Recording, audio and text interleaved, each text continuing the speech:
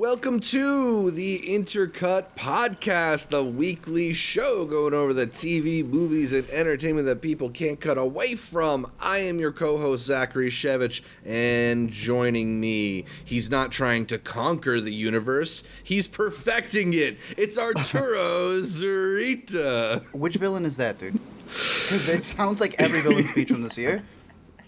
I'm assuming that's Kang? That's Guardians, actually. Oh, Yeah. Jonathan Major's lawyer. I think that's the one who said it.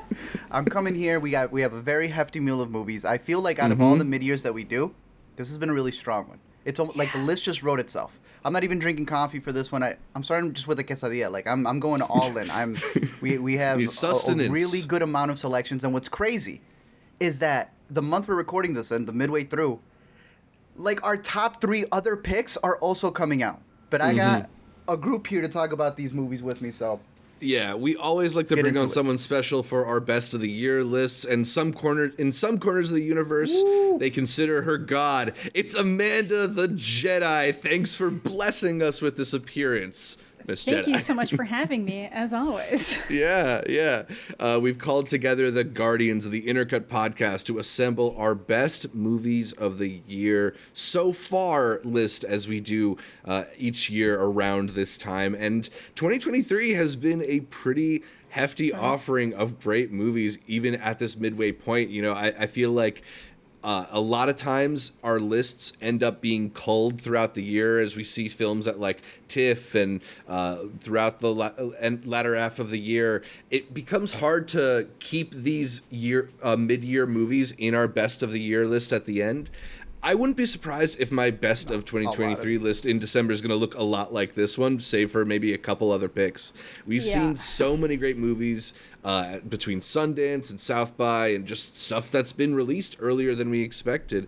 What has been your reaction to just like the amazing slate of movies so far, Art? The movies are back. Yeah. They're here. Oh, look, we're in a summer season that we have not felt since, 21 was the comeback, but things were still kind of streaming. 22, people were like, all right, Top Gun, right? That was the movie. But now, everything's fighting for that big spot. The animated movies are facing these, 7th, 6th installments to these 30-year-old franchises, 20-year-old franchises. It is, I know a lot of people were saying that it's because... the pandemic caused a lot of these movies to be paused for so long, and it feels like we're now getting dumped with all of these. Now we have a writer's strike, so we don't really know what that other pause shift is going to be, so we may not have another 2023 summer until, I don't know, maybe 25, 26, whatever the delay will be. But I think it's firing on all cylinders. The idea of being able to have these movies come out theatrically, but they're still being flipped like within a month or two. Like Amanda did a whole Fast and Furious, check that one out. She did a whole video on that, and Fast X was like just in theaters last month for my birthday, like, and now it's Still not on is. VOD. It's like I'm not against that per se. I'm still kind of interested to see how that affects box office, which I know is a whole other conversation. But the movies are still making money. Like Fast X is still a number 3 movie worldwide, but it's sitting at home now. Does that affect And they it? think it Is did that bad. the most? Huh? And they think it did bad. Like, to them, that was actually a failure because of how much money it cost to make it and market Okay, it. that's a different conversation right there. But the Yeah, I idea, like, know. it still made the amount of money it was going to make regardless of the budget. That is another conversation about budgets. Have they inflated? Well, we've spent the past couple of years on these best of the year videos discussing the split between seeing movies in theaters and then seeing them on streaming, like especially during the 2020 COVID year, like it was completely a shift to going at home. And since then it's been like a slow comeback for theaters. But I feel like 2023 is the first year where I really felt the balance shift in a big way back to theaters. Some of this is because we're lucky enough to go to festivals, but I saw 8 of my 10 picks on a big screen rather than at home. Amanda, do you feel like you felt that call back to the cinema as well? Oh, yeah, absolutely. It slowed down a bit, but it's going to pick right back up. And it felt like every week there was like something in theaters that was like big that maybe needed to be talked about, that needed to be acknowledged. And it just like wasn't slowing down and hasn't really slowed down. Yeah. And honestly, I don't think there's a single movie on my list that I didn't see on a big screen. A lot of them were film festival ones, but like still like She has a massive Yeah. iPad also, so it's... I do. Big fan. I mean, that's definitely a big shift. Art, are you planning on having any more ties on this year's list? You know what? Just for saying that, I do have one tie at the end. it's a decent tie, and I think you will appreciate this tie. It's not a bad tie, especially because it has to do with the intro that you did give us, and that's the last one that I had inkling there. And honestly, it's I mean, spoiling already my first pick, but it is there. Dude, I'm gonna pull Top that Gun, bullshit too then. Top Gun, thank you. Join Amanda, thank you. The more good movies, the better. Top Gun was all Prime, all Dolby, all IMAX for all of last year. This year, they're all fighting for these premium theaters, and I think that's the big thing. It's not just going out to the big screen, but going out to the biggest screens. There's finally a reason to go see movies in these big formats. They're being filmed for that. Oppenheimer, that's about to come out. 70, like, I'm going to be traveling for that. There's a reason to actually go out and have that communal experience that we've been talking about. Being able to go back to festivals. I think that 2023 has been a fantastic year for movies, movie lovers, and movie going just in general. So I'm excited.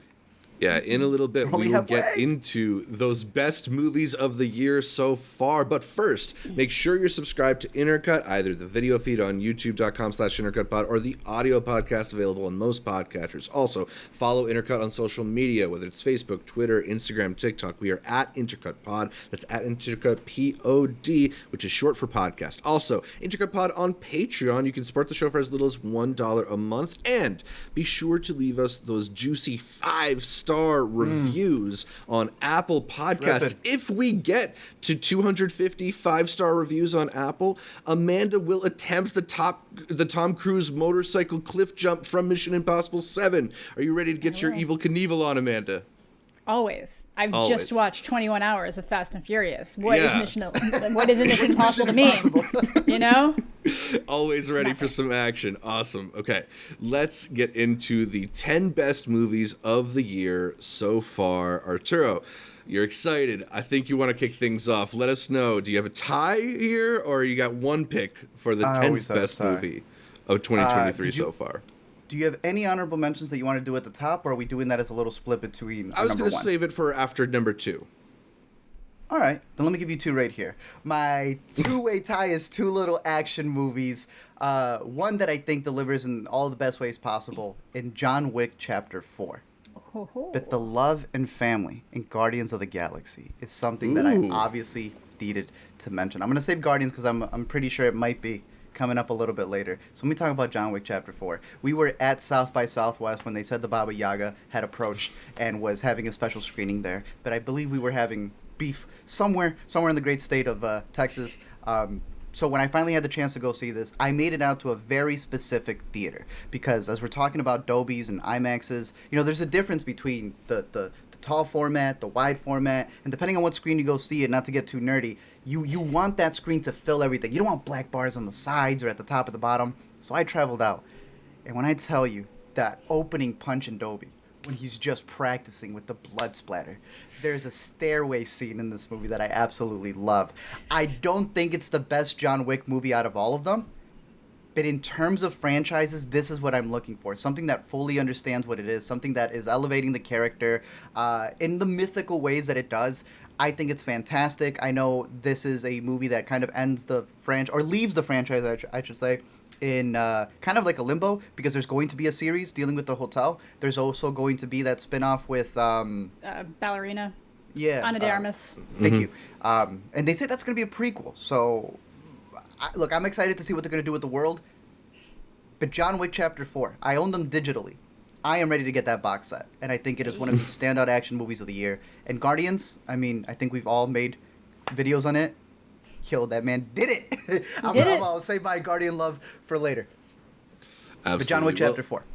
Yeah, a cool pick. Probably the best action movie, I'd say, of the year, just in terms of the action that it's delivered. But we are about to get a whole bunch of awesome action movies on the slate. Although, maybe not tipping your hat too much. I think you still think that John Wick Chapter 4 might be your favorite action movie you've seen. Wow, yeah. Do any of you have John Wick Chapter 4 on your list at all? No, I didn't. I did like it All a right. lot though, but I didn't put it up. I Then had let's it as talk an about the honorable. action movie. Okay, perfect. Then, in terms of just action movies this year, we've had The Extractions. We were about to have Mission Impossible, which I had the chance to see. We're going to be getting a lot of stuff in the second half that are going to be these big sci-fi blockbusters. But I think the character-driven action movies is where it's really at right now. And I think that's why John Wick Chapter 4 excels, because all the new characters from Donnie Yen to, I know the artist everybody loves. I don't know if you know her name off the top. She's new to me. Rena Sunwam. Yeah, they've just been able to deliver and expand so that you're connecting to, like, there are chapters in Chapter 4 where you're not even seeing John Wick. I'm like, where'd Wick go? You're just following a bunch of other people, and I think that's what's made the series so great, and I think that's why it's going to be able to expand. But yeah, I'd be curious. As of right now, even with the other ones that I've seen, John Wick Chapter 4 would still be my one, as I'm looking at it, action movie on my list. So it is the best action movie of the year so far. Yeah, I think I've said this before, but the way that back when they first were casting Daniel Craig as 007, that felt like the franchise really taking something out of like the Bourne Identities playbook, because that was like the popular action spy thing at the time.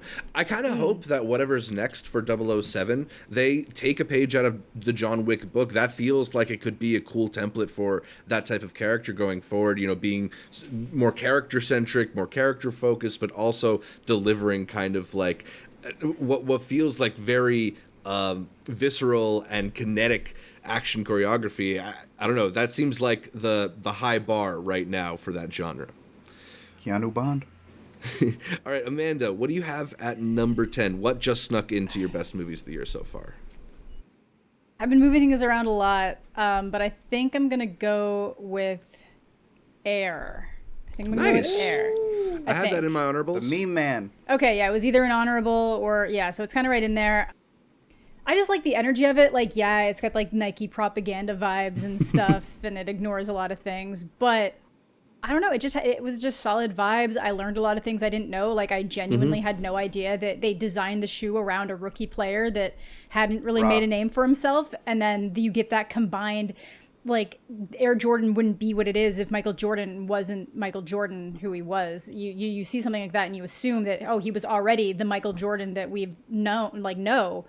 And then to find out it's not that, it was really cool. I do think that it was like a choice not to ever have him talk, really, because they just didn't want to put anybody in the position of having to play Michael Jordan. I don't know if I necessarily agree with the statement of not being able to cast someone to be Michael Jordan. I don't think I agree with that, really, and it was a weird choice. But I love Viola Davis in that movie. Obviously, Matt Damon did a really great job. I like movies like that. Like they just tend to be, when they're done well, they're really nice. And this was one of the ones I would consider done well, and how it's fluid and fun. Yeah, I mean, it's got this premise that, like, maybe if you try to explain it to people, it feels a little bit silly, but you really do get wrapped up into the, like, underdog feel of it. The, Nike basketball against the bigger shoe companies world of it. And, like, it is, again, as you mentioned, like, a bit of Nike propaganda, but it's really satisfying, extremely well acted with a great cast, and just, it's fun. It feels like if Aaron Sorkin or something were to try and take on this kind of material. Say Moneyball, dude. Yeah, I was thinking Moneyball. I'm like, one. it's kind of like it's the Moneyball treatment for shoe marketing. Yeah. It's yeah. Do y'all see Spider-Verse as Nike propaganda? It's up there. I don't know. I think that's more like the culture. I think for sure. that but he they care still about gotta his Jordans. clear it. Someone had said, we're not getting too spoilers, that even in the multiverses where everything's bad, Nike's still thriving. Nike's still thriving. He's got his Jordans. So it's almost like being as honest as it could be, but no, yeah. I think Air would have been an honorable mention for me as well, and I agree. Viola Davis and the entire cast, from Chris Tucker to just the banter that the boys have. I like how the movie is almost them talking about Nike on the come up, but then also how, like, these two schmucks in the 90s, like, how are they still here, right? Yeah. They're just two boys from Boston, and they somehow made it. But I agree with you as well. They didn't treat him like the GOAT. They treated him like a god, and he couldn't speak in the movie. Which was a little bit fucking weird. I didn't agree with that. I mean, the man was in Space Jam. The man was in Space Jam. He was in it, like, it's fine. Though, interested to see if Matt Damon goes to prison, but we'll see. What? For all the Bitcoin stuff, have your courage. They're getting. I don't think he's gonna go to prison, but they're getting sued, and they deserve it. Sorry, man. He's gonna have to make a lot more successful movies in order to pay that off or something. Yeah. Great Wall 2. Move to Puerto Rico. There we go. Pull a Jake Paul, move to Puerto Rico. What do you got, Zach? At my number 10, I have a movie that I feel like neither of you was a particularly big fan of, but I can't shake it. And, you know, if we're just sneaking interesting movies into the list here, I think I got room at number 10 for Skinamarink. The movie that more than anyone that I can think of, like, evoked that feeling of being too scared to go into the basement when you're a little kid.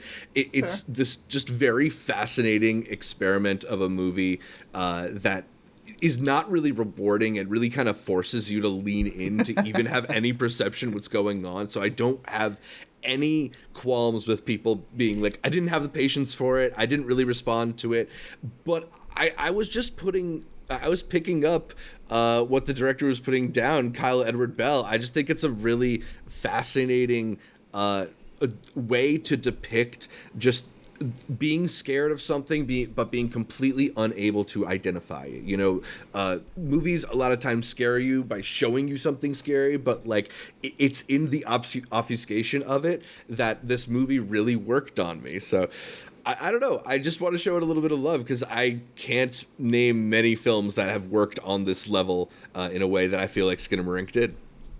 I respect the hell out of it, what it is. I just didn't like it at all, personally. And that's like, totally fair. Yeah. I deep dove too. I was like, what is he going? What's he doing here? So like, I put the care, but it just, and it is the most, like when people say things are polarizing, this is like the most polarizing movie I can possibly think of. Yeah. Between Melatonin, the movie, and Outwaters, I think it's been a really interesting year for like alternative, I don't even want to call it alternative horror, but this indie horror that's been able to really make it up the ranks through just word of mouth. Like this one had leaked. I was talking about theories. It leaked right before. I think they did it on and it worked. You know, TikTok blew it up, and that's why I had the intrigue, because like Zach's saying, it's one of those movies where it's just the feeling of it that creeps you out. When I saw the trailer before Megan, the trailer, 11 out of 10. I have not seen a scarier trailer.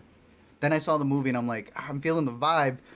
Damn, I snoozed. It was the first movie that I did that for, but I respect his approach to it, and I know that they were traveling, doing double features between that and Outwaters, so if you get the chance to see that one as well, because people stopped. Both should be out on streaming.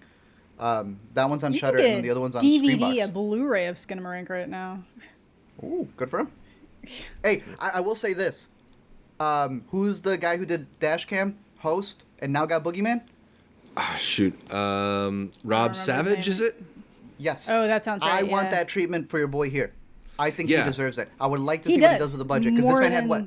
This man had a DV camera, pointed at the sky, and Legos. And look at what he did.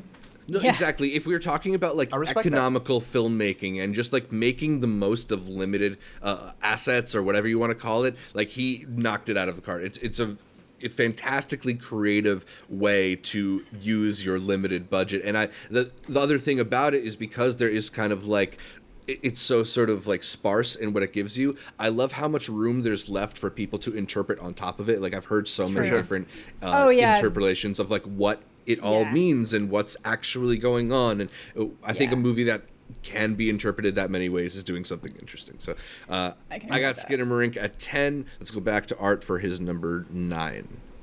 All right, so I have a 4-way tie here. It begins with... this would be You're one of my making best it hard for me to do the graphics, dude. Other People's Children is my pick here. This is a movie that we saw, or I don't know if you guys were able to catch this at Sundance. Still haven't. Dude, it's worth it. It's to me one of the standout performances of the year. Virginie Efira has 2 movies out this year, and I believe I still have the link for the second one, which is Revoir Paris. I could be saying that wrong, Amanda. You could help me there. I think she had one of the standout performances in Other People's Children. It got kind of like a limited release through Music Box Films. I know it's out on VOD right now. To me,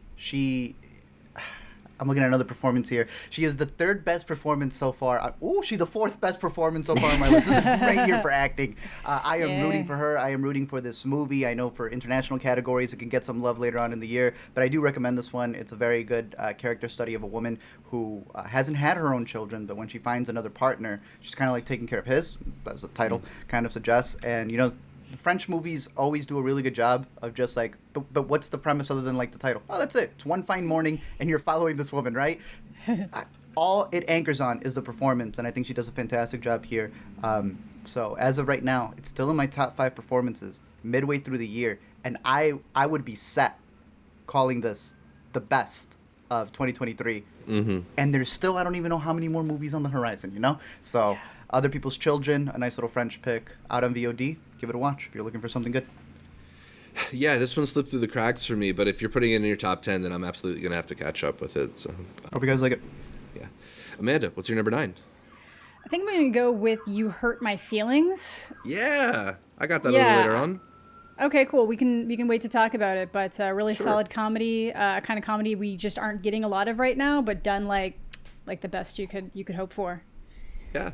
As a sequel to No Hard Feelings, right? Yeah, absolutely. Exactly. It's set 20 years later when they both are in New York together or something. We'll talk about You Hurt My Feelings a bit in a little bit. My number 9 is a film that I actually haven't seen in a little while. We saw it all together. Say it all. Yeah, I'm just like picking blind for the rest of The this trailer list. was crazy. No, I'm going to go with When You Finish Saving the World, the Jesse Eisenberg film we saw back at Sundance 2022, was it? Yeah. I just thought it was a really like tender-hearted look at like a lot of modern narcissism and the way that these characters sort of have their focus on themselves makes it so hard to see outside what's going on. And I don't know, I just think it's a really interesting way to look at what feels like a very modern kind of condition in a lot of senses, and it's done through these very great performances from Finn Wolfhard and Julianne Moore. I just feel like the characters are so specifically written to what they excel at as performers, like that when Finn is able to lead into that like adolescent awkwardness and Julianne is able to lean on her ability to be harsh. Yeah, I mean, there's a lot of cringe in this movie, but like behind that is just a real sweetness. And yeah, it's stuck with me despite being so long since we first caught it. So yeah, I liked Jesse's debut a lot. I'm curious to see if he will continue work behind the camera as well. What's the thing that he always says in that? Finn Wolfhard's character? Oh, shoot. His like little catchphrase. You know, His if I little had seen this catchphrase. movie sometime in the last 12 months, I might be able to tell you. Insert here. But it was Yeah, crazy like, because when we Not when we Cash caught Money, it, but similar. it took a year to come out, and then it dropped like Yeah. in the middle of the follow-up Sundance. And A24 didn't really have a big release for it because So it did not have a really good reception. I know a lot of people were mixed with it. I think I like it for the exact same reason Zach does. There are a lot of movies we're getting recently. Perfect title, When You Finish Saving the World. When you're done doing your little thing, can we actually build a relationship? And I think a lot of movies are too close to home for a lot of people because they are busy doing that online. So when you're the online presence who's supposed to promote the movie and you're like, this is too close, I think you give it a little bit of time, and that's going to be an A24 movie that A24, right? That in due time will have that platform because of its distributor that people will be able to go revisit and go like, this is a gem. Why didn't anyone pay attention to this? So I'm curious how it develops in the future. And I too want to see more Jesse behind the camera. Was that it? I think that was it. Hey, yes, it was. Tara Lift. Oh. He was too cringe for me. It's too much. Too much. Too far. All right, let's circle back to Art's number 8. Look. Are You There, God? It's me, Margaret. Had me taking I the got whole it at family 8 out too. to the theater, baby. Hell yeah. Let's go, dude. Haven't This seen is it a yet. movie. Oh, I hope you dig it. Look, I think there's a lot of people when they came into this maybe had the nostalgia of the book by Judy Blume, who also has a profile doc out on Prime. So they had the nostalgia of reading this book. My mom still has the original copy. I remember reading hers with a specific rip on it. I think people also really connected to the story because you really are kind of dealing with, it's not just Margaret, but it's also her mother, played by Rachel McAdams. And it's a really good tool for not just about being a young girl who's, coming up in the world and has to deal with puberty and religion and like what's else is in the future for her, but also the mother who's like on the other end of having to deal with religion and not wanting to impose that to her daughter because she has the ability to either choose to be Christian or choose to be Jewish or just choose to be whatever she wants to be. What was the phrase? They do this whole bit about trying to get the chest power up between their group. We must We must adjust the bust or something like that. Oh my God. Increase our bust. The Pixar movie from last year, from Turning Turning Red. right? This is it live action, bro. Okay. And I think it delivers on those emotions just easily. I know some people were detracted because like, oh, well, I'm not religious. Okay, like there's a lot of movies that are American and a lot of movies that are international. Like I think that's just the coding for what the girl is going through. No, I mean, And, I'm not religious, you know? and I really responded to the fact that it's like this world that's trying to like impose religion on a person who just would rather be a teenager, you know? Exactly. Yeah. See, I have my anecdote there. I didn't know this was a Judy Blume thing because I didn't know. We have been getting weird movies here that feel like they're like God's Not Dead adjacent, like they're Pure Flix movies. So I see this in my theater and I just see the title and I'm like, they're getting so many of these weird fucking movies lately. And it wasn't until last weekend or something that I was like, oh, this is like an actual movie, you know? Yeah, like this isn't something like real. some weird propaganda thing. Pure so Flix. I was trying to catch it before we filmed this, but I just didn't get a chance to fit it in. Yeah. I think I probably will. I like coming of age stories. I love Rachel McAdams, so Really I think good. yeah, On top I'm of definitely that- excited to check it out. Kathy Bates is the grandma. Ooh. Show stealer. Who plays the dad? I want to make sure I get the right brother down. Benny Safdie?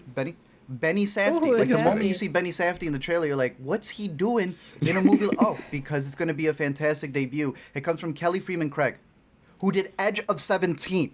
2 for See, 10. yeah, that was how when I you figured it out. know. Yeah, that was when I figured it out. I was like, oh, this is the same person as Edge of... It was like my chat. It was like my Yes. Twitch chat. It was like, have you seen this? And I was like, no, why would I have watched... I thought they were like, can you clown on it? And then I was like, oh, no, it's a real movie. Shit, okay. I'll It's give not it a a pure chance. flicks. I'll give it a chance. It's a great flicks, Amanda. Hell, Check I it out. believe I it. highly I believe recommend it. Yeah. She is a director to watch for because she's like Bo Burnham. No, she really understands Yeah, she gets it. young women in America. She And I does. thought this was a standout. And again, it's not even just from the girl's perspective. It's not from a religious perspective. I thought the way they handled the parenting and Rachel McAdams, I think she did a really good job. I'm glad Abby Ryder Forston left the MCU. Thank goodness she was in this and not Quantumania. So Are You Right. There, God? It's Me, Margaret. Out on VOD. Definitely worth the watch. Yeah, I love any movie that's about kids or aimed at kids, but that treats childhood issues with like adult drama seriousness. Like the big devastating thing that happens to her in this movie is that she's not able to go to Florida on vacation. But like it's That's you end feel of the it. world. Yeah. Like it's the end of the world because like it's the only bit of salvation from her existence at that point, you know. And I don't know, I just think it's so sweet and it's so real and just like a real delight. I don't know. I thought it was a really beautifully told movie. So yeah, Kelly Freeman Craig, anything she's gonna make, I'm gonna be there day one. I also had Are You There, God? It's Me, Margaret at my number 8 slot. Nice. Amanda, what did you have at number 8 on your list? You know, I think I'm going to go with BlackBerry.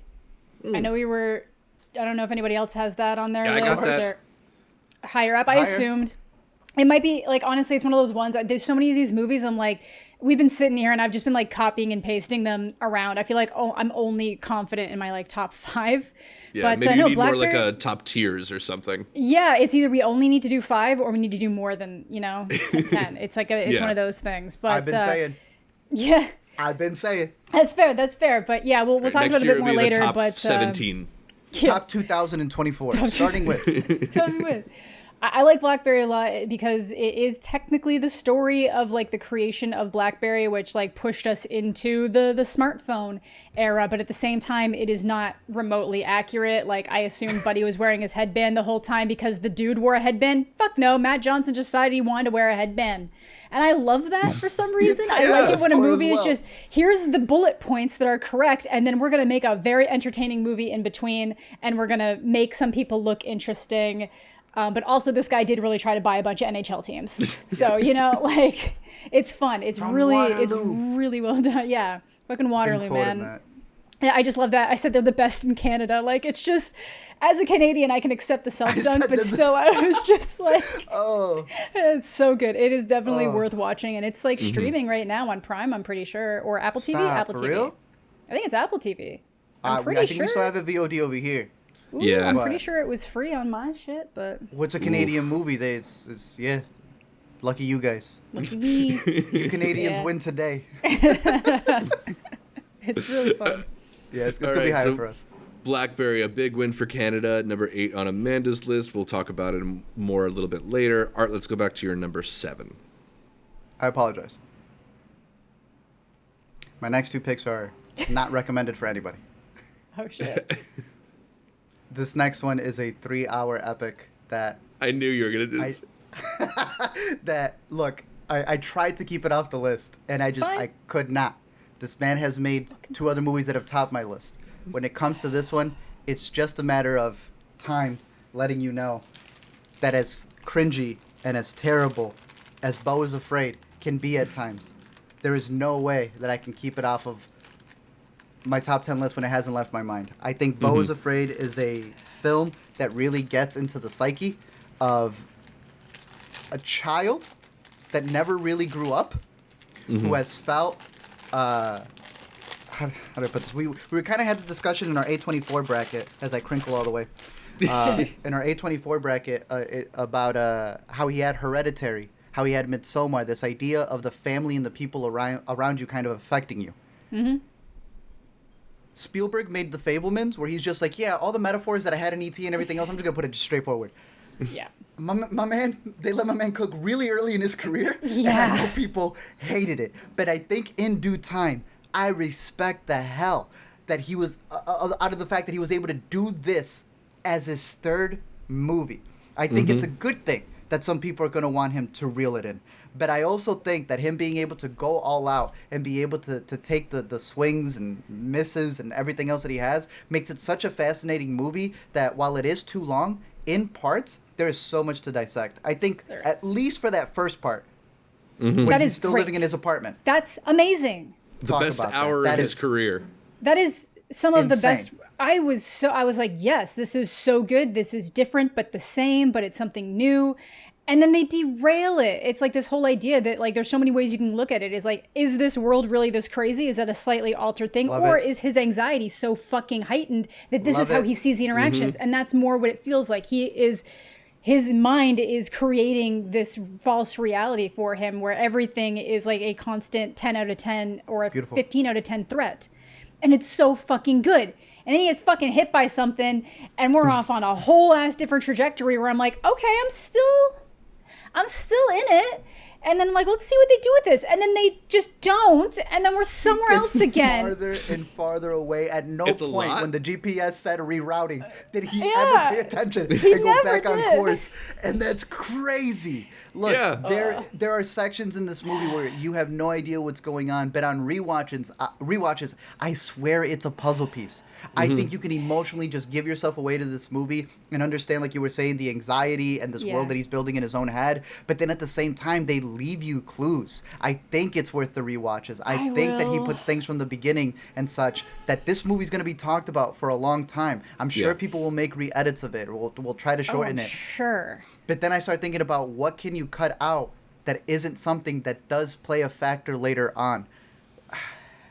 There's so much in this movie that I love. I definitely want to make a movie. Hell, I was like almost willing to bring back A to Z just to make a full thing on this movie right here. I think he's one of the greatest directors that we have. And if this is the worst movie agree. that he's made, if this is the worst movie At that he's least made, it's interesting. It gives you something to talk about. It gives you Then something let's to go. engage with. So then as like, cinema fans, we're perfectly safe. perfectly safe. Yeah, no, I can agree with that. But I don't recommend it for anybody. Yeah, I But like for me- felt fucking shell shocked when I was done watching that movie, and I feel like that after all of his movies, this was just in a very different way, where I was just kind of like, I'm going to Disney World. I don't want to be around this.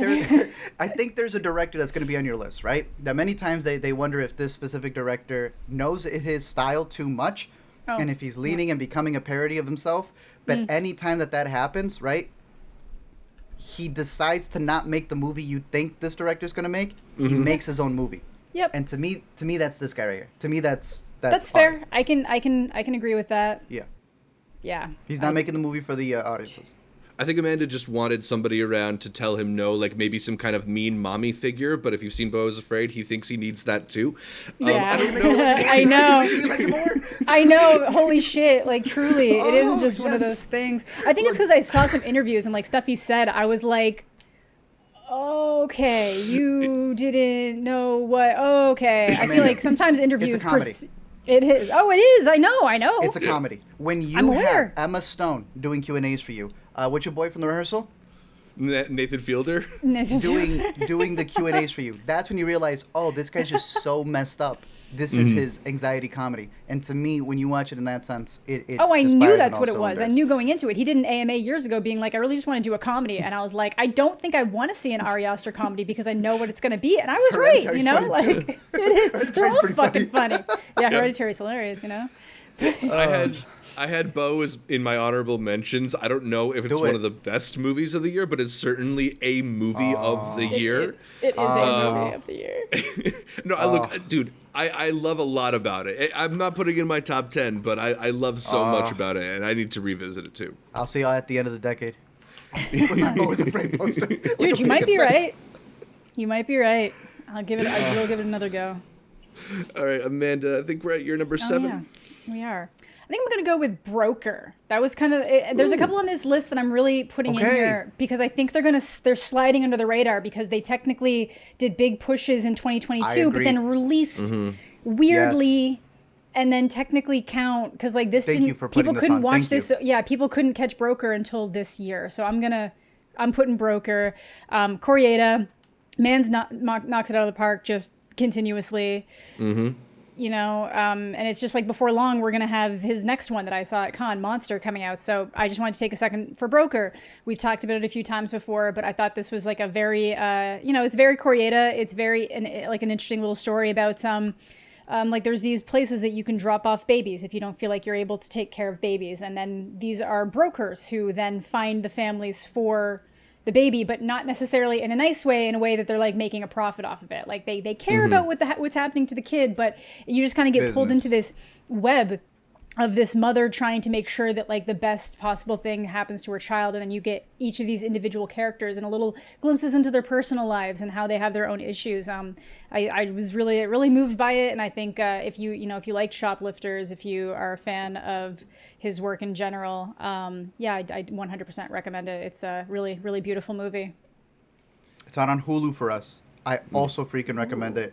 A lot of my honorable mentions are going to be those things that are like kind of stuck in the middle. I have one that came out this year that I went back to check our 2022 list. It was on our 2022 list. So it's like I had to give an honorable mention. This movie would be in my top 3. It floored me. There is a sequence in the Ferris wheel. Yes. Oh my God. I'm glad I saw it at home. I didn't. I saw it at Con. I was like up in the balcony like, oh God. It was a stacked day. I had a decision to leave that day too. So I was just like, oh God. Look, out of those two movies, I prefer Broker. I'd probably have to sit and watch them back to back because I do love them both. But Broker's like one of those ones that's like so patient and just delicate that it sticks with you in little ways. Kind of similar to After Yang. Like you get that feeling that it just kind of washes over you and then like you think about it and it just feels so very lived in. It seeps into your bones or something. That's exactly it. Yeah. Yeah, Koreeda has this really incredible ability to show you like a precarious situation, something that feels like dangerous or it's out of the law, and then just make it like the sweetest, most kind-hearted thing by the end. And yeah, Broker's no exception to that. It's a really exceptional movie. So good. Monster coming out soon. Same thing. Ooh. That one's rough. That one's rough. All right, I'll jump to my number 7, which is Rye Lane. I don't know if anybody else has got that on their I'm higher. list. Mine's higher. All right, so we'll talk about that a little more in a bit. Art, what do you have at number 6? I apologize again. I said both of these picks were going to be utterly disgusting. And it's only because Beau Is Afraid is 3 hours that I think people will be a little bit more okay with this one. But I swear to you, this is actually the one that's out of pocket. Sick of Myself is about the most narcissistic people that you could possibly think of. And when you see the poster and you finally get to that scene in the poster, you realize, yo, there's really people like this out there. And I can guarantee you, if you do give this movie a chance, you're going to think of somebody else. But I want you to know that the movie's also talking about every single person watching the movie. I believe the director called this not even a cringe comedy. He called it an obnoxious comedy. He called it an almost comedy. At first, he thought those were insults from reviewers, and then he kind of just like sat with it and he said, I kind of like this. He's damn near a character in this movie. This is the worst person in the world. It's a couple who's always trying to outdo themselves in any way to be the talk of whatever conversation. And it doesn't matter what they have to do to get there. If her partner is being like celebrated by everyone at the table, well, if she has an allergy, then she's going to make sure that she has some hives breaking out just so that she can get that. We all know people who are willing to just do this little extra thing to get the attention. And he sucks too. He sucks too. That's the thing too. They both suck. They both suck. But the performances are so crazy in this movie. This is one of the standout performances for me of the year. I think the script is hilarious. And again, it's like Zach had mentioned when the A24 movie with Eisenberg. It's these types of characters that are so authentic to being narcissists that it turns a lot of people off because you guys don't want to see narcissists. You want to see like a nice narcissist, right? It's bad people, but with enough good qualities that you're enjoying them on screen. Nah, go into it. And Sick of Myself does that very well. I loved it. It's crazy. Yeah, I didn't realize it had already come out. Otherwise, it might have made my list because or at least like probably not as high as this, but I saw that with the Q&A and the director said that the actors they're like, I feel like we're too much. And he's like, that's the fucking point. So he made them. He was like, you will have to commit. There is no reason to do this other than for you being this way and taking it to those heights. Like we can't be wishy-washy on this or it doesn't work. Yeah.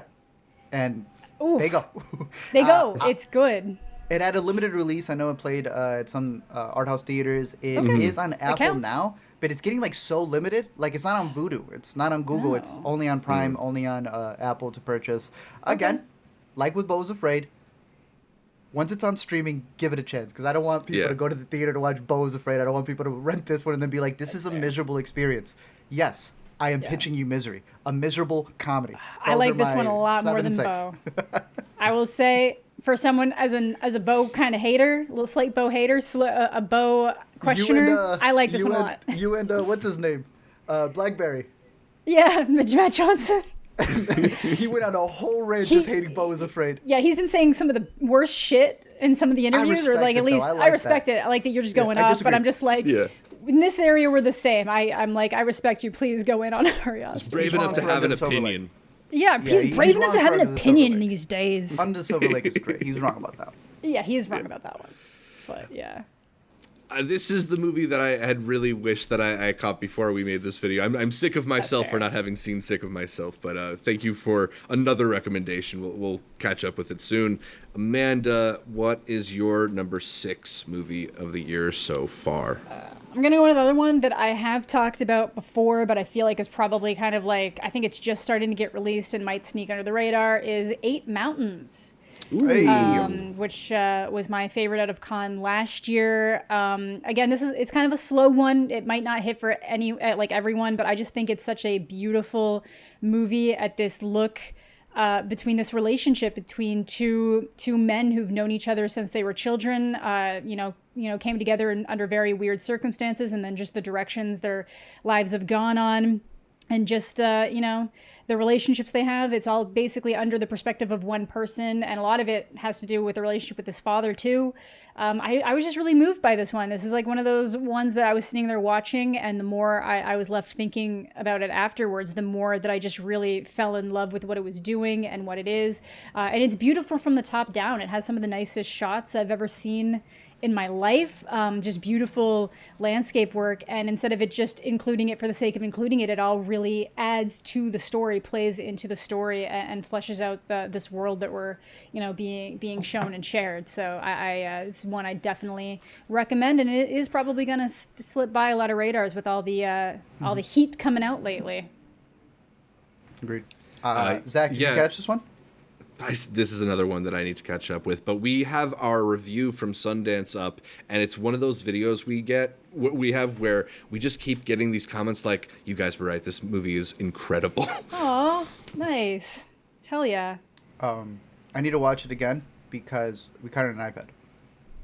8 o'clock in the morning before we had to go to a screening. Oh, damn. But I had to because it was the only time I was going to be able to see it, and this director made one of my favorite international Broken films, Circle which is Breakdown. Yeah. Bro, it's Breakdown, so good. So, the patience in this movie I need to see on a much bigger... What's that? Ooh. Oh, it's the a books. novel. It's a novel. Like I literally got out of the theater. I saw that it was like based on the novel by, and I was like, How is it? fucking added it to my cart. It's good. It's real good. It's got a similar vibe to just kind of the narration that the movie has. It's because it's like based on his life, so it's like really Yeah. nice.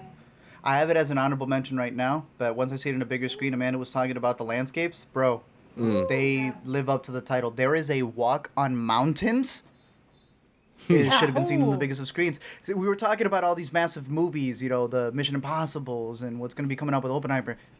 Some of these art house movies deserve to be seen on IMAX screens and the like because they're not playing around. All right, so 8 Mountains is Amanda's number 6 pick. I'm going back to something Amanda picked earlier for my number 6. It's You Hurt My Feelings, caught back at Sundance, the film written and directed by Nicole Holofcener.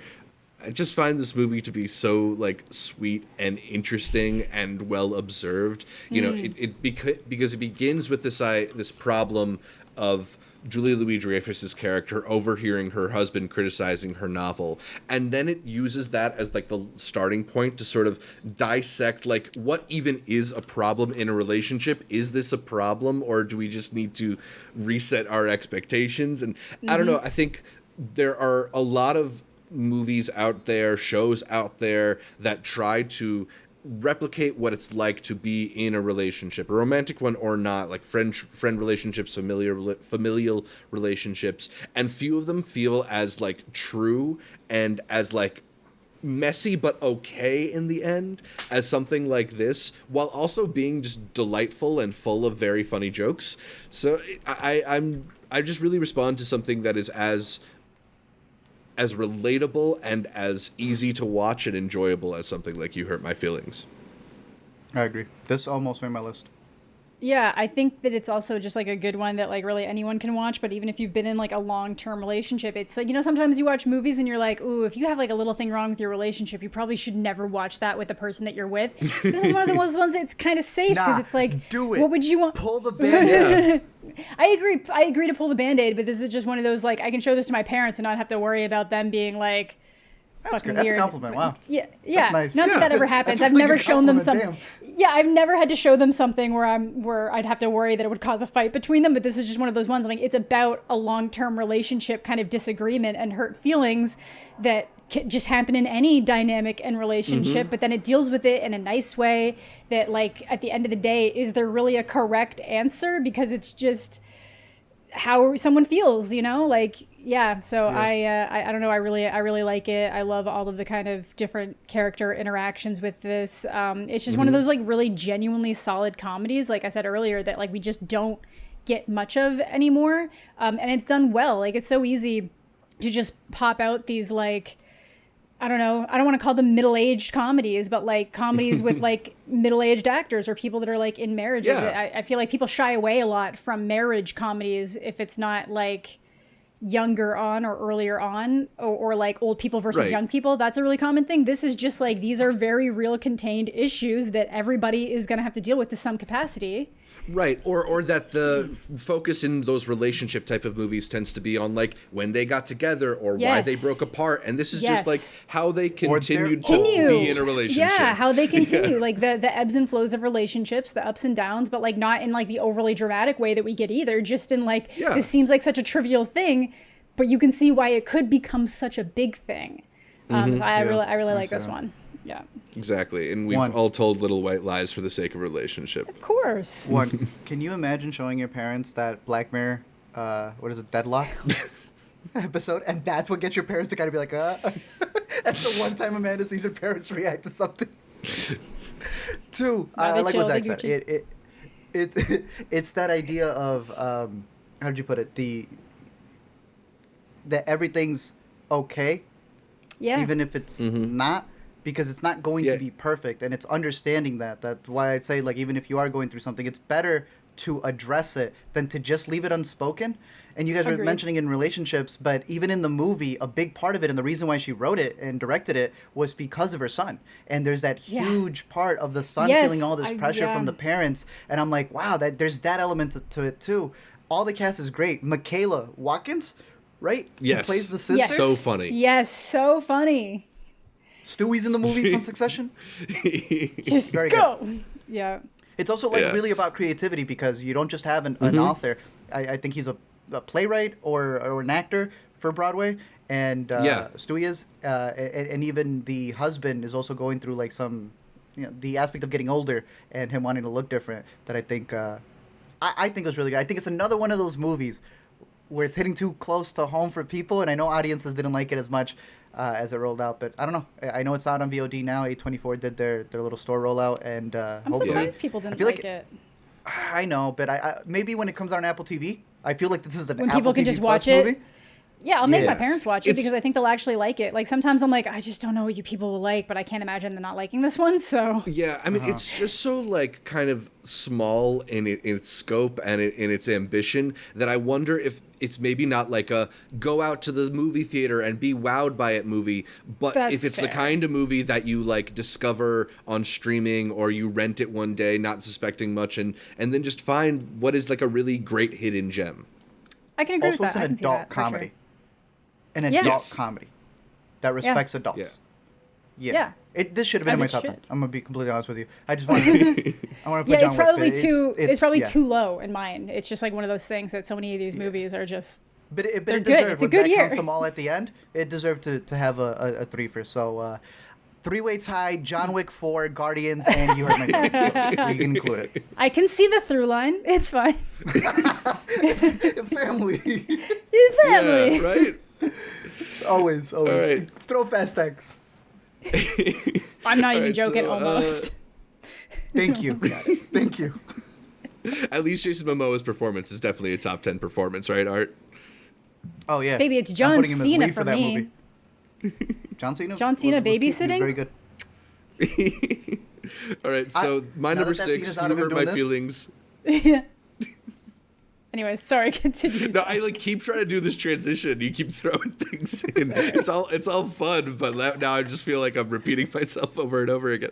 Zach's number 6 is You Hurt My Feelings. But before we get to the top 5, we would like to thank the InterCutie Plus patrons, those wonderful people who are supporting the show. Academy level members are Tushar, Cademan, Connor, Josh, May, Ricky, Joe, Janicia, Tyler, and Benji, and of course, the big thanks goes to producer level patrons Yuden Veer, Sam, and Wiley. Thanks again for all the support, and a reminder that you too can become a member at patreon.com/intercutpod, where you can sign up for patron benefits like early access to Intercut episodes, early access to episode outlines as well, access to private channels on the Intercut Discord, which you can find a link to in the description below this episode, and you can get an invitation to our monthly patron Google meetings. Art, what are we going to talk about now that we're more than halfway through the year? Do we have to do more bracket planning on the next patron Google hang?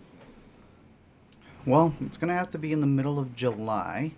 So I say we stream during our 70mm second showing of Oppenheimer.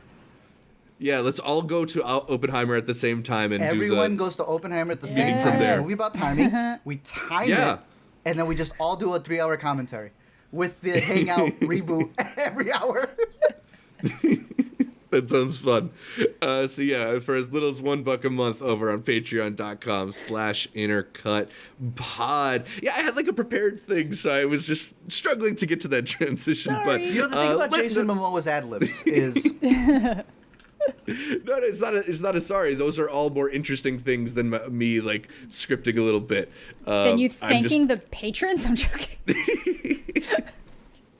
Let's talk more movies. I think we're back to Arturo at number 5. Yes. It is insane that I'm looking at our film festival coverage that we have done, and there are so many documentaries. And I want to say about 3 or 4 documentaries that have yet to come out that would top this one. But it's the one documentary that I have on this list and that everyone can watch from the comfort of their own home on Apple TV+.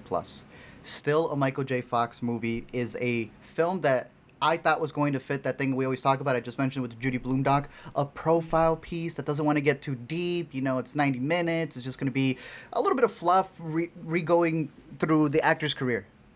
Floored me. To me, this isn't just a film about his career. It's about everything that he's gone through. When you see, obviously, you can guess it before going into the movie, but the double meaning to the title still, in terms of how busy he was in his career and then what would happen later on in his life. But the editing is one thing that we have been talking about galore. It is some of the best, just archival remixing, and the way that it goes, the way that it mixes to his talking head, and the way he's recapping a lot of his life and just the messaging to it. I was listening to interviews with the director who had mentioned around South by, I think, where it was playing as well, that they did a whole documentary not wanting it to be like a sad piece. And then they asked him, they're like, I just want to ask about, your condition. And he goes, oh yeah, I've been in pain the entire time we've been filming. And he goes, you don't show it though. And he goes, no, but I could talk about it if you want. And they're like, well, I don't want you to feel that this is going to be that. And he goes, no, but that's my life. Yeah, what they come up with in this movie, easily, no, I mean, it's a documentary. I just mentioned a bunch of other movies that I think are profound. And I was like, maybe this should be a number 10. No, this is solid through and through. And again, it had no business being this honest, this raw, and this emotional. Still, a Michael J. Fox movie, possibly the best thing that Apple has out this year, and we consider that the new HBO. So definitely give this one a watch.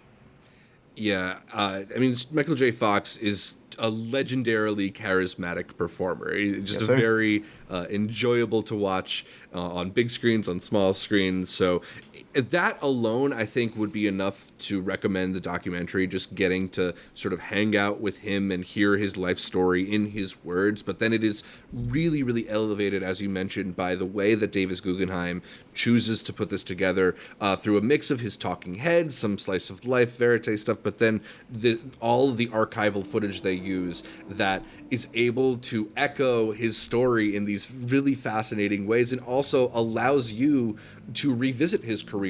They don't have to say like, oh, and then I was on this sitcom, and then I got cast in this movie. They show you in ways that are also contextually appropriate, which is so smart. And you can't do it for many people, but because he has this fascinating career and has these iconic movies and shows to pull from, it works so well for him.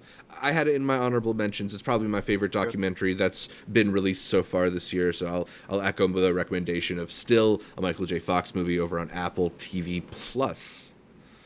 Amanda, you got something for us at number 5? I think I'm gonna go Rye Lane for number 5. Nice. Let's talk about it.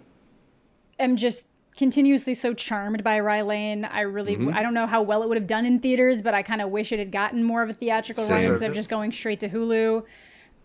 It's just, when you go to Sundance and something that can be considered a rom-com gets like the critics laughing and clapping and the post-clap and just full audience engagement, you've done something like really special. And that's exactly what you get with Rye Lane. This is like one of those things that almost feels insulting to call it a rom-com, but that's technically what it is. It's like a romantic comedy budding between these two people that are just really trying to get their lives in order and their shit in gear.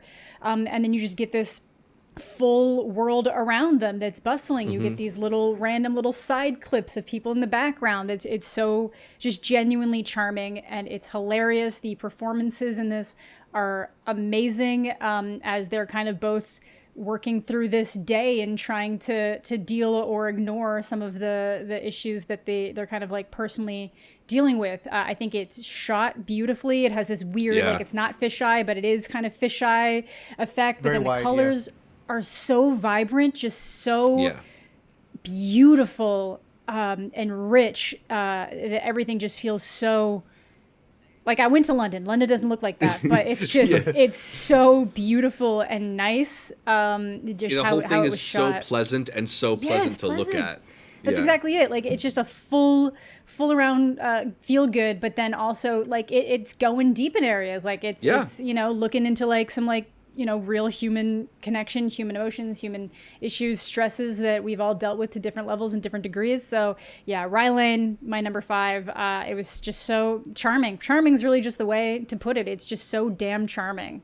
Absolutely. I Very had this snappy. at my number 7 as well. I really, really love this movie. And I think one thing that it does particularly well is you see a lot of comedies attempt this, the kind of quick cut to a fantasy sequence. Here's a quick flashback. Let me explain a whole thing to you. But the way that Rain Allen Miller depicts these moments, whether it's through changes in lighting, changes in atmosphere, just really creative ways to kind of interpret a scene, it just never really drags. It never really feels too unnecessary. It all just feels of a piece, and it's just got a constant flow to it. It's got a rhythm to the movie that you can't help but kind of go along to, bop along to, and a lot of that is through her direction. A lot of that is through the performances from David Johnson and Vivian Oparah, who are you can't really buy into romantic comedy if you don't buy into their chemistry, and they have so much fun comedic romantic chemistry here. So it's on Hulu. It's a very easy watch. It's one of the easiest recommendations I have from this year, because I can't imagine you being miserable watching a movie as sweet and nice and good to look at as this. So good. Y'all made me go out to the theater. We had the link. I know you guys got to see the premiere of it for the press, and then y'all no, y'all need to make it out, and I did. With no car, I made it out. Actually, I think we still had the car. You did still have the car, right? But I got to see it with a group, and it was a really cool experience to catch this one in the theater. Considering it, they're now the rollout from Focus Features, if I'm not mistaken, or Focus Features, Searchlight, one of them. Sure. Maybe Searchlight. I have it in my something, right? It was a big. Maybe pickup. Searchlight. It would Hulu. Yeah. Searchlight. Yeah, you're right. Yeah, Searchlight. I have it in my top 15 right underneath You Hurt My Feelings, so it was budding there to get to the top. But I highly recommend it. And the cameos, the side characters, all of that fires. That's what I mean. It's so rich. And the way y'all were talking about the editing and how snappy it is, this is what other movies are missing. We had talked about the blackening in other movies where it's just oh no, you have the script and everything down, but don't film this like the older comedies. Do give some different flavor in there, and the way that this approaches scenes, and like you were saying, the way it captures emotions through its colors, through its honestly even VFX things that it does in the movie. I think that's what makes it a standout. And calling it a rom-com, while I agree with you, it's is that a bad thing? No, it's reinventing it. It's showing you the best that it could possibly be. So reinventing the rom-com, which we love. Shout out Rye Lane. Yeah. Definitely. Amazing film. Hope more people get a chance to catch up with it. My number 5 is a movie that was just released in theaters, but I put it onto my top 10 immediately. That's out on Friday, Art. Asteroid City, the latest from Wes Anderson. I feel like Wes has kind of different periods that you can divide his career into. The first couple films where he's sort of finding his style, and then the middle period where he's sort of finding his voice, and then from Grand Budapest on, it's been these movies that have these really pristine productions that feel almost like picture books in the way that it's all flat, and the way that he moves and the large ensembles he's able to incorporate. And to me, this is the one that works best from that era, because it's a movie where he's completely in control of that thing and applying it to in a direct way, not only to things that feel new to him in this kind of sci-fi-ish alien visiting Earth plot that goes on in Asteroid City, but also in the meta layer where he's talking about putting on a production and making a story and writing and directing and acting in it and the meaning of it all. And I think the way in which there are melancholic threads that sort of slip through just really resonated with me in a way that it doesn't always in Wes Anderson movies. But the magic of it is that moment when the kind of deadpanned, unemotive exterior cracks, and you get that little shred of emotion from a Jason Schwartzman or somebody like that. And those moments just really moved me, really spoke to me in Asteroid City. So I don't not only think he's in a complete master of his visual perspective, but this script is just one of the best scripts that he's ever written. There's so many lines that have stuck with me, and I'm very eager to revisit the movie. I haven't had a chance yet to, but I really loved Asteroid City. Same. It's higher up on my list. Okay, cool. So we'll talk about it a little more later. Let's go back to Art's number 4. Cartoons. Spider-Man Across the Spider-Verse is a standout of a film. We should host a podcast together. I got Across the Spider-Verse at my number 4 also. Ooh, let's talk about it. Do you have it, Amanda? I do. It's one up, though. It's my 3. Okay. Honestly, let's talk about it right now. Honestly, it really could. Spider-Man We'll Across move the things around. Spider-Verse. Yeah, I'll bump this to my 4th. Yeah. Don't do that. Ew, no, don't. You don't have to do that. No, I'm telling do you, that my for my us. top 4 or my 2 to 4 could go. Yeah. But I'm gonna convince it to be your number 1. Spider-Man Across the Spider-Verse is just a standard in every possible way in terms of elevating a sequel to what it should be. I've talked about Spider-Man 2 being not just the epitome of a Spider-Man movie for me, but to what a sequel could be, to what a superhero story should be. A lot of sequels that we've gotten have elevated, the Marvel franchise or what the DCEU could be. This finally feels, because it's in that middle ground of not really being a part of something big, because it's an animation by Sony, who we're always going to a movie going, are more emails going to leak? Are you guys going to get your stuff together? It is able to get into this pocket of actually building up, not just in the lore of a franchise, to be able to call out comic fans for what they think should be canon or not. But to actually elevate this new character of Miles Morales, someone who is a Spider-Man, people don't think should be a Spider-Man. Yeah, I've had a line with this that I've remixed of the classic, with great power comes great responsibilities. But the way that I said it for this one was, some people may question your power, but you still have a responsibility to keep going. Because for a lot of these stories, no one doubts the fact, oh yeah, you've got you're able to do it. You just got to commit. But for a lot of people, it's even that entrance through the door, right? A lot of this movie is him wondering if he should even be in the Spider Society. And then once he's there, realizing he's just being used. And I think that speaks to a lot of people. This floored me in a way that I know a lot of people prefer the first one. There's a swagger to the first one. There is. That just works really well. But it doesn't go as deep as this one does. I know that there's been arguments about the ending, which I find funny because those same people will complain about Fast X, Dead Reckoning Part 1, and how the other Part 1s were getting. And that's where I do worry, where it's like, hey, I know this is good, but don't get lost in the sauce. Just because something's really good doesn't mean that it shouldn't have a complete ending. Yep. And I'll tell you, the moment that some sad reports came out, which obviously were going to come out with how crazy this movie looks, about how people were being overworked, those got deaded in the water. I told y'all, I said... It's the only negative gripe that I have in the movie. It's the ending. Same. It's how much they rushed it. Sadly, we know the next one ain't coming out next year. It's just not possible. It's not. But this There's one no way. deserves to have just room for it to sit. This is a movie that completely leaked, and it still had people going to the theaters, unlike The Flash, that try to copyright images that weren't even Did theirs. it leak? Like, leak in terms of, like... people showing up with like cams and recording these movies in super high quality. Oh yeah, but like what I'm instantly. saying is, even the directors were sharing Easter eggs people were finding They with were. like the slots.com still and on I there. think that's And the they right didn't care. attitude. I think that's the right attitude. If you can get in on it and get people excited enough that they don't want to watch the shitty cam, they want to go to the theater. Boom. Play into Because it. the movie's that good. The movie's that good, and they Skinamarink know it's that also. good. Yeah, and that's the thing. They know it's that good. Yeah. And it So is. they, and they'll get it out there, and it really is that good because I just really love there's so many layers you can look at it from. There is the whole like Miles Morales in terms of how the general public addressed a black Spider-Man, or like it's fine, but he's not Peter Parker.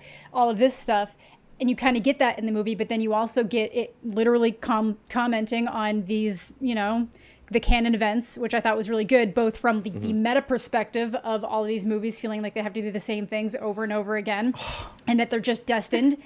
Yes. And then the, inner workings of it and how they could apply that to a really unique story to make it be like, okay, but within this universe, there's also those canon events. And what does that mean for these characters? And can you buck against it? Is there a reason for it? Or are we doing something to play into this idea of a canon event? And and there's just so many layers that you can look at it from, but then it still just works like a movie. Like sometimes movies get so lost in their own metaphors. I think Beau might have that problem in an area. Like a lot of people, and I respect, that's what I'm saying. I respect what it's doing, but it doesn't for the average viewer. And I know it's not everything has to apply to the average viewer. I just think that something like Spider-Man is so amazing because of how wide it will reach, how much people will resonate with it. Exactly. Will resonate with it. And that it does have those layers that you can peel back and just how deep it cuts on like so many different levels from like family, both from Peter and Gwen. You can't say enough good things about this movie again until you get to the horrible working conditions. But like as a movie, you can't say enough positive things about it, and the only thing that kind of stops it short from being what I would consider to be a 100% masterpiece is we don't know how this is going to turn out at the end. I do think that there is a little bit more resolution in this movie than some people want to admit. Either things that played out or because, you know, maybe they didn't quite, like Miles still even, you know, but you know, that's a spoiler. You might want to cut that. You want to cut that. But that's what I mean. So we didn't, but he kind of did. So we just don't know how it's going to play out. Might want to cut that. But I'll put a little beep or something. A little beep. It's like, you know, there's things that get resolved even if they don't necessarily. Yeah, there's things that get resolved even if they don't technically get resolved, and you can. There was a lot of really good work put into that, and I think that like Gwen having a story arc is still a character in the movie having a complete story arc. It's not just Miles' story. It's not just Miles' story, you know. Yeah.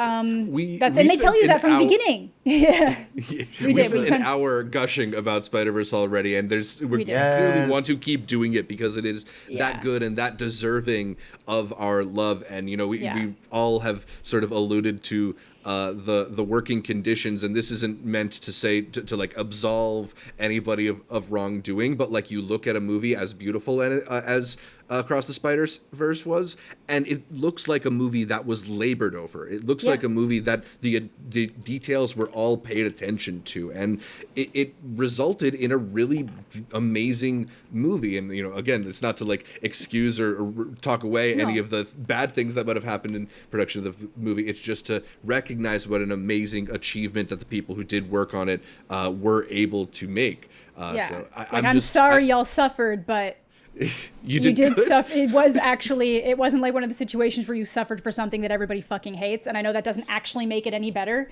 Yeah, but like, you know, the Sheen factory was making better quality clothing. No, I know that's a horrible thing to say, but I just know in times in my life when I've worked really hard on something and felt like I wasn't necessarily being properly compensated or like appreciated for it, is if the final product was loved, I felt better about it in the end. It sucks, and it shouldn't be that way. But and this isn't a conversation about like the work, because obviously that could be its own other topic. Oh my God, I'm curious to see how that comes out, because compensation hasn't been the argument. It's been the like overworking. Hours. And it's the hours working, which for sure. And the changing things. And the being constantly asked to being like, actually, can we try it like this? Actually, can we try it like this? I think they got to leave, because I think the people who came out with the story were like, yeah, we did. It was like, so you weren't there for the final product, but I'm very curious to see what's going to come out of it, because a lot of people have discussed we don't have anything worked out for the next one. So putting them under even more of a boiler plate, it's going to be whatever. But y'all remember Doctor Strange in the Multiverse of Madness? Yeah, do you remember the plot of that movie? Or do you just remember the cameos? I remember the plot. Just John Krasinski's string cheese. I remember the plot because where the craziest, like what MCU and DC and everyone just relies on the cameos. Bro, I don't want to say I don't care. I don't care. It is such a secondary thing to me, because the movie is so profound. And they, but they know that set dressing. They're just like, well, it makes sense for them to be here because we're in a Spider-Verse, so we can put them in and it's fine. But they don't. No, but it's like huge. The plot is not hinged on them, though. Yeah. And they know that. Movie. And that's what I mean. Treat it with respect. Treat it with the knowledge that I'm like, it doesn't matter that this person is here. We're just doing it because it makes sense for them to be here. Damn. Whereas all these other movies, it's like, no, it hinges on the plot to some degree, or it hinges on your... Yeah. Like, there's no fucking reason to have Christopher Reeves in The Flash. Like, there's no... no. No reason. That one's not getting bleeped. The people need to be warned. Look, dude, this is the best franchise movie. It's the best franchise it's the movie. Best. And I think it's the best. I do think it's the best Spider-Man sequel. I know everybody loves Spider-Man 2. I need an ending. It's true. We do need an ending. That's fair. But the fact they got that close is ridiculous to me, because I never thought I'd see the day, and it tied it. Well, I'm tied it. Always a fan of part 1. That scares me. I know, but that's what I mean. I'm more of a fan of part 1s always, but they can delay part 3 another 5 years if they have to, if they're going to come back with something as good as this. Though. I'll take the time for the quality. Yeah. And for people being treated better, and for people being treated better. Exactly. Dune Part 2. So you got a lot to live up to. Yeah, you got a lot to live up to. Spider-Verse is Art's number 4, my number 4. I think Amanda's number 3. Yeah. So Amanda, what's your number 4? Oh, we go in with another, non-traditional rom-com, Sanctuary. We got Margaret Qualley, we got Christopher Abbott in this just fucked up hotel room scenario. It's starting to it's still doing the theatrical rollout. You can watch it on VOD right now if you're in the States, and if you're crafty in other ways, you can get to it. But I love this movie. I think it hits a couple areas where it's maybe like a little bit too awkward, a little bit too weird, but I kind of describe it as like so much of what my channel covers of these weird, cringy BDSM, sex random shit like 50 Shades, but it does it right. It does it the way that it should be done. So just the general premise to get you in, it's like it's this guy who's about to take over the chain of hotels that his recently deceased father owns, and he feels like he needs to cut ties with his regular dominatrix appointments because he has to be the respectable man that his father was. And I'm like, man, CEOs are doing the weirdest shit. Like you'll be fine, but he just feels the need. It's a very relatable situation. Yeah, of course. He just feels the need. He just thinks he needs to enter this next stage, and she's like not ready for that to happen, and it turns into this like battle of wills for her thinking that she's owed something because she's the one who's helped get him to this confident position. And it's just this full night back and forth where they are just like mentally going at each other, and she always has the upper hand even when he kind of gets it back. But it's just the performances in this are really good. We love Christopher Abbott here. He's our kind of our film festival darling. I really like Margaret Qualley as well when she's given a chance to do something that's good. One of the performances of the year. Her performance. I really like it. And in the Coen Brothers upcoming movie. Yeah, I know, right? She's in that. Good for her, you know. Just collecting directors. She's I thought she did a really good job in this. Christopher is great as always. I was just really delighted by this one. I think I saw this before Pearl, and like Pearl was just so not good to me that I was like, this is the one. Wow. This is the one, you know? I know. Yeah. I followed up one horny weirdo with another horny weirdo, and I went this way, you know, which way, Western man, this is my way. But yeah, it's I really like it, and I love the ending, and it's breezy. This movie's like 80 something minutes long. It's like too short almost, but like they don't overstay their welcome. They use the one location super well. Easy recommend from me. Sanctuary, one of my favorites of the year, and could potentially be higher on a different day. Definitely. This one flirted with my top 10, but I knew you had us covered on Sanctuary. It's a really fun kind of like sexual cat and mouse game. I don't know what we want to call it, but also just when we talk about like bottle movies, this is just such a great... I was about to ask you. And it's a perfect bottle movie. I was about to ask you, do y'all consider this a bottle movie? Absolutely. Because I saw this discussion happen. That people think that going out into the hallway changes that. I disagree much. Yeah. I disagree. It's still basically the same location. Like, if you could recreate it on, like, a theatrical stage, which you could totally do a hallway. And you can. Like, I feel like you could call it a bottle 100%. Episode. Oh, we should start a podcast. Yeah, I did not agree with that article that came out. I thought it was pretty goofy. That's just misses the point. That's just being nitpicky for the sake of having a take. And pedantic, that's the word I'm looking for. Yeah. Okay, cool. This one is a bottle film for me as well. All right, let's go back to Arturo to start off the top 3 movies of 2023 so far. Where you got Gun Score? Which one? Where do you have Gun Score? Do I even know about that one? New York City. The score. Oh, Gun Score. That's my favorite score of the year. You ain't got this movie on here? I don't. It's in honorable mentions for me. From Sundance had to make this list. There's only one issue with this movie. And it's that the surrounding cast for Tiana Taylor are just not at the same level as her. Not on her level. Specifically one boy. 1001 I thought was a sprawling, I don't even, to call it an epic, I guess, but it just goes from 1990s New York all the way to the present of a mother who kind of like Broker, that was mentioned a little bit earlier, is an unconventional family where it's people who are looking out for each other and making sure that they're there for each other regardless of, having a partner that is away for a while, or a mother who's doing anything that she can to survive, a kid who's trying to make it up in the ranks as well. To me, the cinematography in this is beautiful. I think it's the directorial debut, if I'm not mistaken. I'm pretty sure it was, yeah. Yeah, but just the way that they caught this was fantastic. I was seeing the behind the scenes because she has this iconic run that you see in the trailer. And then it turns out that was all shot in one city block because obviously everything had already been kind of upgraded. Yeah. And she was just running down the same block, but they make her look like she's doing a Tom Cruise sprint. Yep. She is my favorite performance of the year so far. I see that. Yeah. I think that the dude who plays Lucky also did a really great job. We were talking about Gunn's score in this, the costume design in this, Oh, so the good. production The hair design. design. Oh, Ooh, it is fantastic. everything. This is a It New feels York 90. movie through and through. Yeah. Feels like New York 90s. And I wasn't around New York in the 90s, but I was around in the 90s. And it's hard to. A lot of movies try Yeah. to capture the 90s, and they don't. No, like this did did it. it too well. It's Too also well, just like too well. the way that it's able to transport you. It almost feels like watching, like an old England Yes. period piece or Yes. something. And it's so weird to feel that transported by something that is so recent, such recent history. Yeah. It And feels like maybe it was that's made on me for in the not 90s. realizing Bro. how old I am. Yeah. but- Yeah, I get it. But it feels like it was yeah, made it in the 90s. It feels like you're takes you watching, back. not in a bad way, it feels like you're watching a movie that came out in like 94 or something. You know? There was these when the boy was walking with the Echo jeans. Oh, shit. I was like, how do you get that down? There was one part in the movie that even got me. It had to do with a landlord. And I got Ooh. so swept up in it. And I was like, oh, look, a nice person. And Zach looks at me and goes, Art. No, Come on, I you know. know better than All of that. us were like, we know what's going to happen here. We Come know on. And I what's was going to like, happen here. no. I was so invested into this movie. This is They pulled that well, though. Top movie Yeah. mother.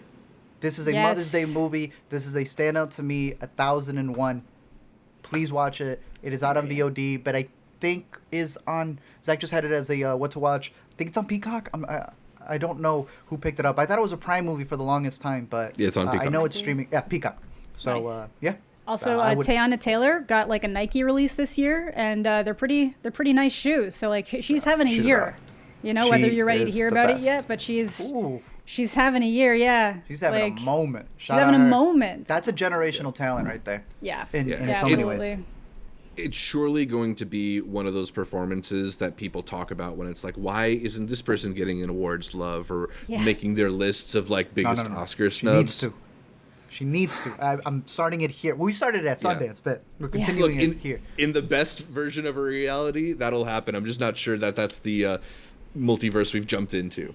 Tragically. Absolutely not. All right, so Amanda had Spider-Verse at her number 3. and I doubled up there with Guardians of the Galaxy, which would have been Oh. further down my list, but just Well, let's give talk it, about Guardians then. We'll give it a little nod. We'll give it the nod. I think that there might have been a world where we would have seen a very different but kind of similar story in Guardians 3 had Gunn been able to do it when he anticipated, when he planned, and under his claim. So I think this did end up being a lot more of a goodbye and send-off than we might have originally got. But he nailed it, The man stuck the landing. The man stuck to his guns. I didn't even, as I was saying it, but it's his genuine love for the characters that made him come back after this, company just royally fucked him over on like a flash decision. And, he's got that enough pull that like their direct competitors were like, yeah, you can go direct another movie for them as long as you come back to us. And Disney was willing to be like, yeah, please come direct this movie for us. And it's like the love of the characters, and you feel that love in every moment of this movie. You get the completed Rocket story. You do get a huge follow through and completion with Star-Lord, and there's just not a damn character in this movie that doesn't kind of get their moment to shine or grow. I think it was handled beautifully. It has really great action scenes as well. A villain that actually feels menacing and kind of like another one's like, I can understand why you're doing what you're doing, and I still hate you, which is always good. I feel like villains tend to lack a lot, especially in the Guardians movies, honestly, but I never care about that because the main characters are always just so good and compelling, and I'm always going to care about them most. So I'm glad we got James Gunn's Guardians of the Galaxy Volume 3 because nothing else would have mattered, honestly. Yep. Yeah, I mean, there are so many interesting directors that do get the invitation to play in the superhero world that, like, sometimes you forget what it's like when you actually get somebody who knows how to use all the tools that he's being given. And James Gunn is just one of the few people who has made that jump from smaller films to bigger films, but doesn't feel like he's been like hampered really in any way at all. In fact, like, rather than bend to the will of a Marvel or a DCEU, he will bend those universes towards his interests and to the types of movies he likes to make. And there's some like gnarly stuff that will remind you of the the movies he made early in his career in Guardians 3, but he doesn't just sort of like do it on a whim. He's like really integrating it into what these movies can be. And I don't respond to a lot of these films, but I thought Guardians 3 was one of the best superhero movies we've had in a long, long time. Yeah, so, absolutely. I had that in my honorable mentions. I'm glad that you put it this high up on your list too. It's a good one. All right. Are you at Guardians at number 10? You want to talk about it a little bit? You were saving It was some my stuff. one tie. Like Yeah. literally With for John that Wick, reason. yeah. It was my one tie because I needed it to be in the top 10 because I was like, nah, he did the work. He came in. did the work. Every single character. Like, I think Groot may have had the tiniest, but then you remember that one Groot line and you're like, okay, yeah, I got to give it to him. Yeah, he brought us Palms- in with them. Oh. Yeah, Palm's line as Ooh. Mantis. There's a goodbye involving her. Yeah. Like, well, I bet we she's had like fun. number 6, bro. Like, Yeah, I know. Why did that one hit the hardest? Yeah. What they do with Drax at the end? Ooh, yeah, that was great. That was All great. the way, bro. All the way. Oh, and Nebula. Just the rise of Nebula where she And is at I'm the a beginning. Nebula hater, so I'm like, man, they brought me around. Hater. I'm good now. Damn. I hated her. I was like, this is everybody's all like, it's Star-Lord's fault that Thanos. I'm like, no, it's Nebula's fault for not shutting the fuck up. Nebula being like, no, he killed her. That's why Star-Lord snapped. If she had just shut the fuck up for 30 seconds, but then it's like, I get it, her sister died, but like, still, I was He like, shouldn't have thrown a tantrum. no, we know he's gonna throw a tantrum That's when because he he lost always Indiana throws Jones tantrums. right there.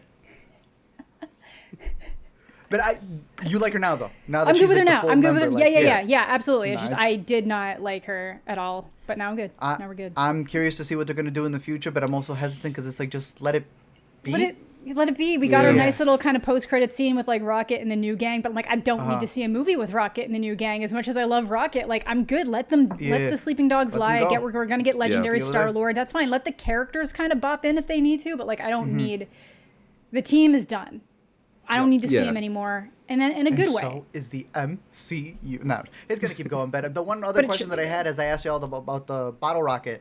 Another article. Are we slow on content, bro? Someone talking about the needle drops this year and placing Guardians, I can't. It was like 3 other movies. You could tell it was bait. They made a montage of movies that had the best needle drops and went, are the needle drops becoming too much? So I ask y'all, do you feel that this movie had bad needle drops? No, even if this wasn't one of my favorite soundtracks for Guardians, Yeah. he always knows when and Right? how to needle drop and usually makes it feel authentic, genuine, or has it make sense because somebody's actually fucking listening to the music. So I think, and it's so, he stands out so much in a good way that I notice when they're bad. So like the Mario movie had like bad needle drops a lot of the time. And Yes. there's so many other movies that just have bad needle drops because they just want to put songs there. Amazing Spider-Man 2, maybe it isn't, no, it's Amazing Spider-Man 1, had really bad needle drops because Sony was all like, we need to promote some of our fucking music, so we're going to do a little scene of him skateboarding and learning his powers, and we're going to needle drop. It feels weird, it feels awkward. James Gunn is not that director. James Gunn knows how to use music to the advantage of the story, to you know, in a scenario that it matters, and he has it baked in. Music is a very important part to Guardians of the Galaxy, to those characters. Agreed. First through Peter, then passing into Rocket, and it becoming something that's really important to him too. So you can't say that something like that has too many needle drops if it's not needle Exactly. dropping every 5 seconds. It's not. It's using it when it needs to use it, how it needs to use it. Effectively. Yeah, effectively. Agreed. As a weirdo Radiohead fan, I wasn't in love with opening on Creep, but he really got me with Florence and the Machine at the end. Dog Days, like, I liked kind of Creep hard. at the beginning. rough. I liked that it I was know just I'm kind in the of like, minority these there. I'm guys just a weirdo Radiohead are fan. fucked. Like, I loved the gist. These guys are fucked. He's listening to Creep by Radiohead acoustic version. Fucking Star-Lord's drunk. Like, they're You know that Patrick O'Neill fucked. clip? Yeah. He's on the radio talking about how guys listen to Creep. You know the Florence and the Machine part that Yeah. got me? Was realizing when the song came out and that it would be considered a classic. Alternative song. In my mind, it's like, That oh, he's too. finally putting in some modern bangers. Right? And then I realized And it's just like not. early 2000s. Oh, that would hurt. But yeah. Zune era. I'm glad y'all agree because I think when they do it correctly, It Guardians 1. enhances. Yeah. gets shout out. Guardians 2 gets it. Why would we think that he dropped it for 3? Yeah, he didn't. He did not. All right, we'll get to my number 3 in just a second, but I have a feeling that we're starting to get into some overlap of our favorite movies, so I want to save a spot to talk about our honorable mentions. I don't know if y'all had any others that you want to give a quick shout out to. I'll just give some love to a few movies that you haven't mentioned, because luckily you've covered stuff like Guardians and Sanctuary and other films that I aired that I knew somebody would talk about. But I wanted to also shout out our Alice Darling, with Anna Kendrick, which we saw at TIFF last year, Amanda and I, and I just thought was like an extremely effective look at this like, sort of like toxic, emotionally abusive relationship. The climax, particularly, like one of the best endings to a film I've seen in some time. Yeah, it was good. Yeah, framing on that shot, yes. Oof. Incredible. Sick over on Peacock Ooh, now. that's mine. You had an honorable mention for That that was too? almost my 10. That was almost my 10. I really enjoyed it. I think it's just a very cool, visceral horror movie. The action, the chasing, like really, really worked for me. And like, I know not everybody responded to the like modern twists that movie had, but I thought it was clever. So I'll shout out Sick again. I agree. I like a good slasher movie. I think this was one of the ones that's like really effective, that it actually manages like to keep the tension up, and you don't often find yourself like, it's not the full like questioning why is somebody doing this, like everything kind of has a logical reason why something's going on the way that it's going on. So I thought it was really effective, and as someone who's like really, I won't spoil what it is, but like shied away from certain content dealing with a certain thing, I feel like this does handle it quite well in like the horror setting. So yeah, I liked it a lot. I almost mentioned it just because I don't have any other horror movies on my thing, but yeah, I've had a really good time with Sick. Yeah, I'll give a shout out to a different kind of horror movie. Infinity Pool has kind of stuck with me since Sundance. Yes. I don't know. Like there's certainly aspects of the movie that frustrated me, but just some of the like twisted vision that Cronenberg's putting forward there. I don't know. I really I dig with the thing that it's trying to say about elites, and also the performances, particularly Mia Goth. They're just scenes that are obviously burned in my brain. So I wanted to at least mention I like that Infinity movie. It's on Pool. Hulu. It's on Hulu as well. So I have Brave in Canada, I think.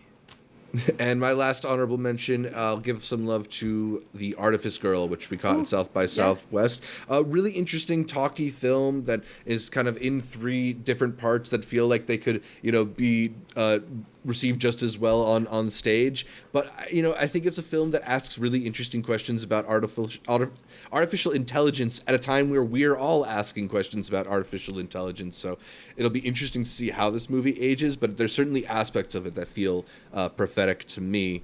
So let me go back to Arturo. Do you have any honorable mentions of your own? Yes, I have a lot that are already out, but we got to mention 2 that I want both of you to split. I want Amanda to mention the horror that's about to be out, and I want Zach to mention the one that he saw 4 times at a film festival. We loved it. But we got to mention these because we're in the midway of the year. They can't count towards your top 10. Oh, they're on my list, But we got to give it up. So shout them out because they're about to come out in July. Talk to Me is on its way out. Talk to Me is one of the most unique, creative, and mean horror movies that we have gotten in years. There are so many possession movies coming out this year, and they all fucking suck compared to Talk to Me. And I'm including Evil Dead Rise in that. I see the cheese grater there. I'm including it. Bro, did your cheese grater get bigger? Or is it like a It's on the microphone illusion? stand. I'm replacing it with gradually bigger cheese graters each week. Yeah, it's because it's on the it's on the microphone Bro, stand. I'm Yeah. like, how is it as big as Homer's I had head? the same thought earlier, but I was like, oh no, it's stuck to the microphone stand.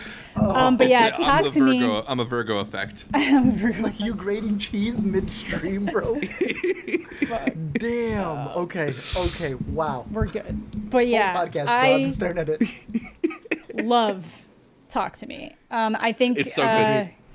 It's really kind of, it does this thing where it like really captures this like modern idea of like kind of like Gen Z and party culture and social media culture and the things people do to film, to put online, and they get it right. They actually understand it, all wrapped into this, concept of like possession parties, basically, where they're turning this thing that in every other movie is all like, oh my God, they don't know if they go in there, the possession might happen. Oh God, this is like, they know exactly what's going to fucking happen. And that's why they're doing it. You know, they're doing it for fun. They're all dying for the experience to try this thing. So you end up getting, it almost feels like a parallel to like drug addiction after a while, of like people trying different party drugs, and you see the changes in their faces the more they do things.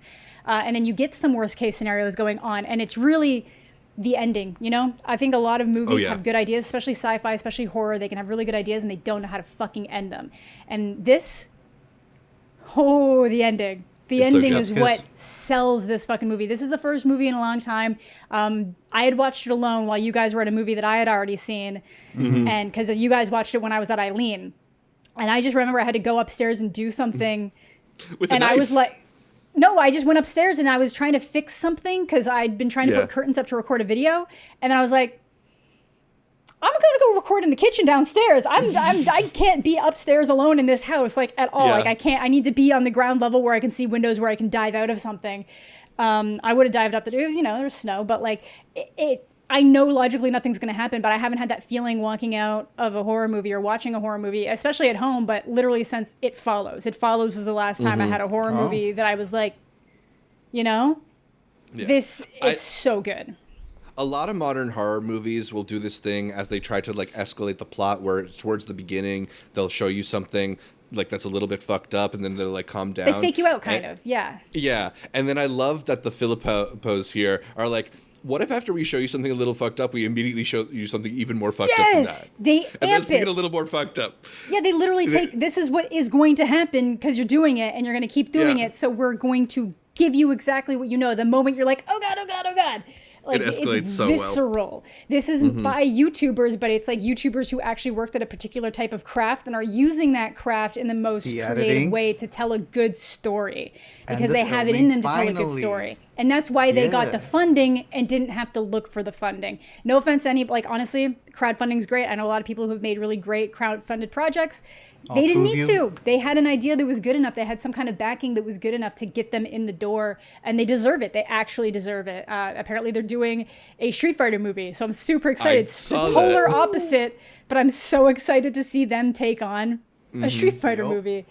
It's a really, really impressive movie. It's an honorable mentions, and it's still too low. Yeah, exactly. It would be higher than it would be my number 2 movie right now if it was this list. It'd be crazy. I would put it as my number 2 movie if I could. Yeah. I think all of us have it like solidly top 3, maybe top 5 right now if we could. Alamo House screenings, go to them. A24 may pay for your meal. This is one of the best ones. Ooh. Definitely check it out. She mentioned It Follows. It's my favorite horror movie since Hereditary. That's the best stamp I could give it. Yeah. And then I'll give a shout out to Theater Camp, which I think is the other one that Archer was hoping. Yeah. I also have it too.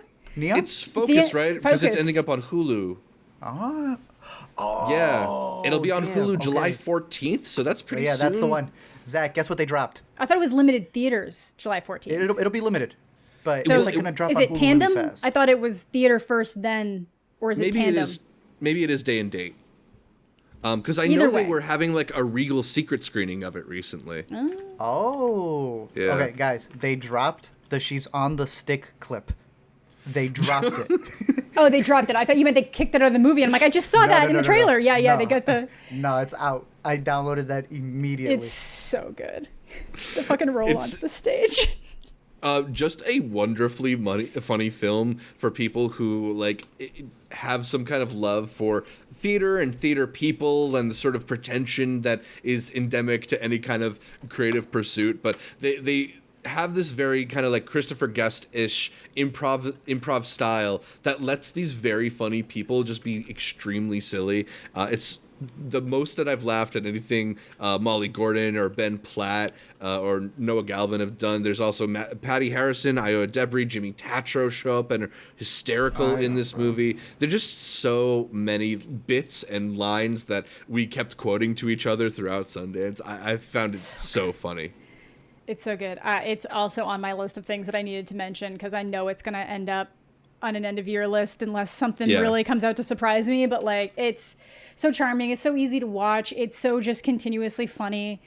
Yeah, that's very, very strong. It led to me when I kind of adjacently ran into Molly Gordon at South by Southwest after having seen it at Sundance. I was like, oh my God, your movie was like one of my favorites at Sundance. And I was like, oh, that was weird of me. But yeah, like that energy was too high. Like, but yeah, no, it's that good. I was like, I need you to know you made art. And Molly was like, and I loved you in Bottoms. You were fantastic. It was like right after I ran into Emma Seligman too. So Should we talk about Bottoms as That's well? on my list too. Hey, Great Bottoms movies is on that my haven't been list. released yet? Just ask the producers, like, you're good, you're cleared. Go. Okay, cool. Because Bottoms would totally Bottoms. be a top 5 movie for me. Yes. That's the most I've laughed at a movie this year. I just full of jokes and humor, and just the pace of it is so funny to me. I love the tone, and it really does feel, even more than like No Hard Feelings, which you just got, a callback to the like late 90s, early 2000s comedies that I grew up on. And you know, so many, speaking of so many funny people, including Io Debris, so many funny people, including Io Debris in Bro, Bottoms. how many I know, movies she- is this woman going to be in? I saw like an interview thing it being over. like, someone's like, you work a lot. She's like, well, no one else is gonna pay my rent. Yeah, nah, she's raw. I was like, oh, but Bottoms is so good. It's got the Not Another Teen movie vibe, kind of like absurd humor going for it. But I just think it's really refreshing because most of those movies from the 90s are really all about like horny dudes. You know, there's girls in the movies, things happen, they're fun. There are the horny girls, there's the character, but this is literally about like girls being the kind of shitty, I'm going to objectify the woman because I am a teenager coming into myself, and that's what teenagers are like. And it's like you kind of have to learn to not be as shitty as you are, which is nice. And it's okay to let people be shitty if, you know, for one, absurd humor, and two, if they know that if everyone's aware that the behavior is shitty, then you're good to go. You can talk about it. Not everybody has to be perfect little fucking angels. I think it's so good. I think Rachel Sennett and Emma Seligman are just kind of like an all-star duo when it comes to just like making content. Rachel is just consistently hilarious. She comes out clean in The Idol. I don't care what anybody says. She was doing what she does in a scenario that maybe she shouldn't Talking be about doing Art's it in, favorite but- show right now. Yeah, you know, woo. But Coming up next. But And yeah, Marshawn no. Lynch.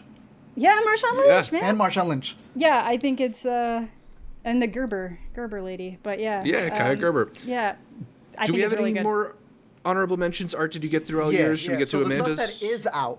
Stuff All that right, is, okay. Run through. There's some really good docs. All These Sons by Lu Bing, and also director Joshua is that out Altman. this It's year? about Chicago. It's out on VOD right now and on Hoopla if you've got a library card for free. That is a really good documentary All These Sons. about Chicago and just a lot of the ripples of violence that have happened. The Yeah. Omani Corporis Fabrica is the most disgusting doc that we got to catch at New York. It has this really stilted release at the moment. It goes inside the human body, and Trigger every warning. time that they showcase you different things inside eyeballs, nutsacks, intestines, it is atrocious, and it is the most fascinating thing I've seen. It's definitely the best movie I watched where I saw a catheter insert into a flaccid penis. So Yes, sure. it's got that for it. In terms of a bunch of other movies, Return to Seoul was that mid one where I went back and I'm like, okay, I did include it in 2022. Now it's got that full Great release, movie. so I Oh, have to yeah. give out a shout out to Return to Seoul. Bestias is this really crazy thriller of a family who has moved into this like farmlands, and the people there are like, nah, we were supposed to sell all this real estate, but you refused to move. I know it's getting a limited release now. Godland, about a priest going through like the best visual since the Northmen through this land, kind of really imposing his viewpoint. I think he's a Danish person, kind of taking away from. I don't want to get the countries mixed up there, but it's a really good story, really good metaphor. But the visuals are insane. It's on Criterion at the moment. Shout out Broker, like Amanda mentioned. Really, Joyland, Monica, Joyland, yeah. Tranque Lanke, the blind man who did not want to see Titanic. I think should be trending right now. That's a really good movie. And then the last one that I'll give the mention here is A Good Person. You know, I went on the Letterboxd to see how people felt about this movie. And have y'all read the top Letterboxd review? For what? No. A Good Person. A Good Person, no, I have Florence not. Pugh. Directed Oh, by yeah, I didn't Zach even watch that Braff. yet, They were still sadly. together. Florence Pugh plays this woman who an incident happens. She dives into drugs, and in rehabilitating herself, she kind of has to reconnect with her pseudo in-laws to a degree, played by Morgan Freeman. The review that is highlighted the most is about this guy who got Zach Braff's number, left a voicemail, or Oh, he yeah. had Zach Braff's number, and saw after like a this. couple of months decided to call him, and Zach Braff's like, "I got you, you little sneaky. You've been leaving me prank phone calls this whole time. I'm gonna find you. I'm gonna destroy you." Other than that, though, I think the movie's pretty solid. I like Florence Pugh's performance. I think it gets into this like iffy ground of what it is to really get caught in the cycle of not just drug abuse but depression. Ooh. And I would recommend it. I think it's the best Morgan Freeman's been in a minute. Damn. So that would be my last little recommendation right there. I've been trying to make think time Amanda- for that one, and I keep forgetting it. But It's pretty good. It's depressing, but it's good. Nice. cool. Amanda, what honorable mentions you got? Yeah, I think the only one that hasn't been mentioned in some other degree, and maybe it's because it's like really high on your list, Zach. How to Blow Up a Pipeline. Yeah, that's coming up. Okay, cool. Yeah, Oh, wait a minute. yeah. Okay. Do you need to do another tie art? No. No, Zach just really fucking likes that movie. I do really like that movie. I knew it, so I was like, we'll wait. All right, so we'll get back into our lists with my number 3 because I'm pretty sure it's also Arturo's number 2. Let's talk a bit about BlackBerry. That's what I was which- worried about. I tried doing the math. Ayy. I'm like, wait, you're missing one. Hey. We're running out of room now. Let's talk Yeah. about BlackBerry. So BlackBerry, from director Matt Johnson, tracking the rise and fall of the iconic phone company. I just think it's so propulsive. You know, once you get about 10 minutes into that film and you get on the ride of like how they developed this phone, how they pitched this phone, it becomes kind of this like minute by minute corporate thriller of how are they going to climb the ladder and then how are they going to stay on top. But like beyond that layer of just being compelled by the drama, it's also just ridiculously funny. Matt Johnson is hysterical, but these performances from Glenn Howerton, from Jay Baruchel, I just think they're some of the best work they've done in their entire career. You know, we keep quoting the like, I'm from Waterloo where the vampires live. come out at night. Yeah, it's so good. It's so funny and so dramatic and so intense. I just think it works on so many levels. And even in this like big wave we've got of these movies that are based on products, whether it's, you know, Air, which we mentioned earlier, or stuff like Flamin' Hot and Tetris, this to me is like easily the tops of them. And maybe some of that is that this is the only one of those products that's like no longer around for people to like say you can't do that. But it ends up just using the BlackBerry phone not as a way to talk about like how cool Blackberries are, but like as this way of representing how you can sort of sell off pieces of your soul in order to achieve success and what ultimately is the price of compromising your morals. And I love that they are able to weave such an interesting story into something that we all have this kind of familiarity with just through having lived through. Yep. Zach, the Golden Globes, they have fixed themselves. Is this going in the drama category or the comedy category? I am willing to put it in the comedy category. I laughed enough at it that I think it, you know, there are enough jokes in it, because there's not a lot of jokes in non-comedies, right? And maybe it's just because I want great nominees that, like, I think it should qualify. But you think you'd go more drama? I don't know. That's what I'm like split right down the middle. I think it's 50-50. Amanda, the Golden Globes have fixed themselves. They're no longer racist. Is this going, BlackBerry, in the comedy or in the drama? Man, I think it leans more comedy Okay. in some weird ways. I think it's musical, but yeah. Yeah, obviously. But it's hard to say. When I think about it, I think more funny than I think dramatic. There are a lot of dramatic True. moments. It has that dramatic, that ending, but that's almost funny to the audiences when he opens it and realizes, like, fuck. You know, that's funny to us because it's like everything he didn't want. But so it does have both sides of it. But I feel like it falls more on the comedy side compared to something like a Succession, which also has a lot of comedy infused into it. So I would probably... You guys wouldn't lean consider it. Succession more comedy than drama? I do consider it very comedic and a lot of comedy, but I think that there's enough... I put that on the drama. Yeah, there's just so much high-stakes Interesting. stuff going on the underside that it makes So is it BlackBerry. a drama. Yeah, but then I still think when I think of them on my head, I think it's because it's goofier. BlackBerry is goofier. I mean, it's just kind of like a stupid binary too, because it's both. Yeah, It really is it's both. both. They're It is. so That's what I good at mean. both. Yeah, I feel It like they're is. both like that. That's what I mean. Social And network, honestly, you would yeah. say.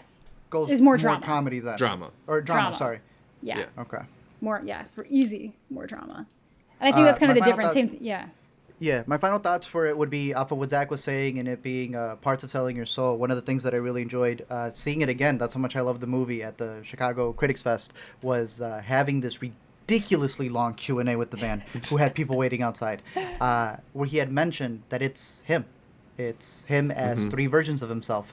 The guy who just wants to have movie night, the one who is the creative person, and then the part of himself that needs to be the Glenn Howerton character, the Balsley dude who needs to be the producer who kind of like, has to get the reins in order to be able to make these movies, and this idea of how he read the story and he's like, oh, this is just like making a movie. So to him, the story of BlackBerry is him making a film. And to me, I'm like, yeah, that's exactly why I freaking connect with this movie. Yeah, it's really just breaking down the creative process of trying to make it while still keeping part of yourself. And it's not number one, only because of another banger that I believe is going to top all of our lists.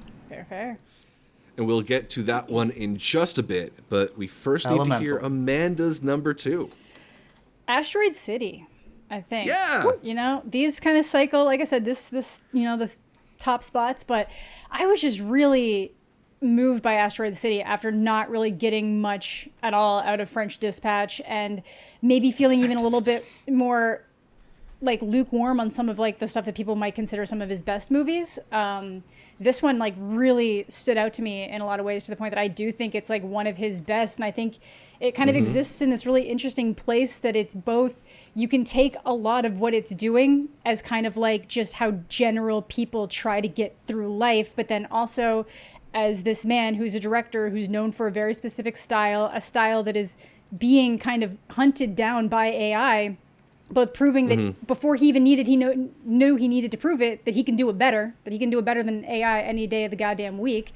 And just this self-reflection of examining why he makes movies the way he makes movies, and the, what each piece of it has to be.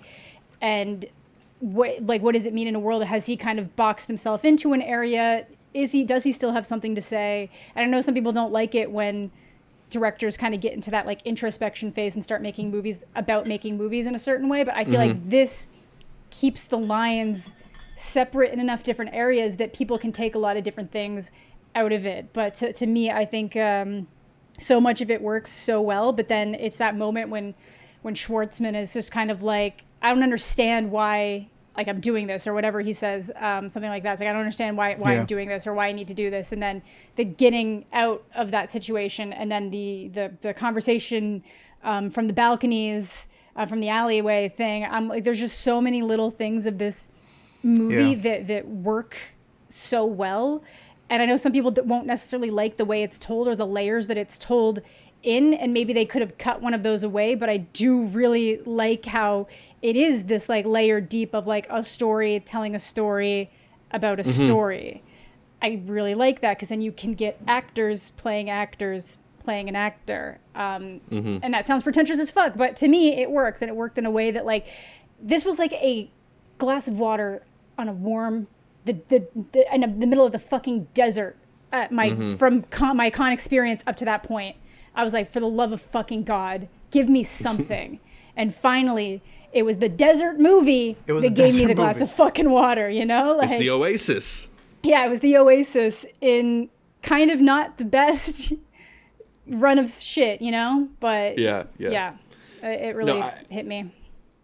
Yeah, I mean, I just think there's so many lines there where, like you mentioned, it's a director sort of like self-analyzing and looking back at himself, and I love the line that Midge Campbell, Scarlett Johansson's character, says that she says that they're catastrophically wounded people who don't express the depths of their pain because they don't want to. And I feel like that's just a way to describe every character that Wes Anderson's ever wrote, and maybe himself too, and probably just a lot of people, people in general. Even the whole thing, I always get the shot, just like little things like that when you really stop and then think about it, you're like, oh fuck. And the movie does so much where it's time. Yeah, right. That's really what it was. And then just like, little things like it's telling you this is what the situation is or what the issue is, but that is just covering up what the deeper layer part is kind of underneath it. So I really liked it. I think it was a real return to form after French Dispatch, which to me just felt entirely too fucking disjointed. And I prefer French Dispatch, so I want to talk spoilers about this one with y'all. That's fair. Yeah. All right, Asteroid City, a great pick at number 2 for Amanda. I would talk about my number 2, but I kind of want to save that one for the end, because my number 1 is actually How to Blow Up a Pipeline. I feel like shit. Yeah. Little eco-terrorist we have here. Oh my goodness, Zach! I expect you to be blowing something up soon. My goodness, learn the lesson. There's no other movie that inspired me in that way, right? It's just look, How to Blow Up a Pipeline. There are maybe things that you can have qualms about with it, and maybe my number 2 is actually the best movie of the year. Maybe we can revisit that when we do our year-end podcast. Real quick, you think that How to Blow Up a Pipeline is better than every A24 movie? Then I'm trying to do the math. No. Maybe. Okay, that's I don't fair. know. I can't answer that right now. Honestly, that's cool. Sometimes you just got to go vibes. No thoughts, just vibes. That's okay. If we're talking vibes, my life is vibes. This is just like a really interesting vibes movie, and it's a vibe that I totally resonated with in some way. There's no movie that like made my skin feel on fire and made my feet really feel like jazzed. they're electric. You were real was jazzed just when you came bouncing out of the theater of this one, because it's so bold and it's so provocative and it's so daring in a way that I don't think movies on this scale really try to be. There's fair. So many movies that play coy with their ideas or try to, curtail what they're trying to say or mold it in a way that it's like, oh no, everybody needs to get this. And not everybody needs to get this movie. That's fair. Not everybody needs to feel like enlivened and seen by what's being discussed and what's being presented in this film. But I think it's just important for a certain type of person. I think this movie is like a beacon in the darkness. So I really, really loved it. It's not only wildly entertaining, but thoughtful and provokes, I think, really interesting discussions. It's not a perfect movie, but it's the movie that I've enjoyed thinking about and talking to people about and recommending to people and hearing what they have to say the most. So I think I gotta respect that and put it at number 1 on my list, How to Blow Up a Pipeline. Wow. I respect that. Hell yeah. Damn. We're definitely on a list now. That's how I feel about Sanctuary. If we weren't before, but we definitely were before. I'm bringing up that movie way too much. But look, I still, as much as I loved How to Blow Up a Pipeline, I still kind of feel like we got to give the anchor slot collectively to my number 2, Art's number 1, Amanda's number 1, the best movie we saw at Sundance this year, one of the best movies anybody will see this year. I like how you just assumed it was my number 1. It is, but assume, right? yeah, it is. Look, it's so good. Past Lives, directed by Celine Song. Art, you want to kick us off? What is so perfect about this amazing, amazing film? It's the best multiverse movie without being a multiverse movie. Yeah. Ooh, I like that. And being able to do that in what is such a restrained and intimate way. Like there's basically only 3 characters that matter in this whole thing, but boy do they matter to each other. Yeah. It's a bottle film in New York. And Korea. Another one that also shoots it beautifully as well. Yeah. When you talk about tracking shots in New York City, to really get those backdrops, like that's usually reserved for like On the Rocks when you're a Coppola descendant. The way she was able to get some just majestic conversations of them just walking down, it really all is people talking to each other. Hell, they're a big part of the movie is discussions through a computer. Yeah. Like they don't do anything fancy with it. There's no Sherlock BBC editing with it. It is a Skype conversation on a computer that builds on a relationship, on this idea of like once you are with somebody, this past relationship that you were in, is there still a possibility that there was something there? Is there a completely different love life that could have been there. But it's even bigger than that, because I've heard people kind of discuss it in terms of it being a film where it's what could have been. But it's more than just another life with another person. It's another life another person that you could have been. Because it's also playing on that idea of like something like The Farewell, when she returns back home, she realizes that her original language isn't as good as it used to be. And in the same way here, we're not Korean, but you can pick up that she's not as fluent as she used to be, that she did leave part of her life behind, that when she's now married to another person who is from a different culture, that, there's a compromise there. In order to go 50-50, you are losing 50% of yourself. It's beautiful. It's just beautiful in a lot of ways. And I think that having so many people resonating with it who don't usually go to film festivals, who don't usually go for these art house films, I think is speaking volumes, because it's such a patient film. But it really just knocks you out by the end of it. And I'm very excited that it's now out for everybody.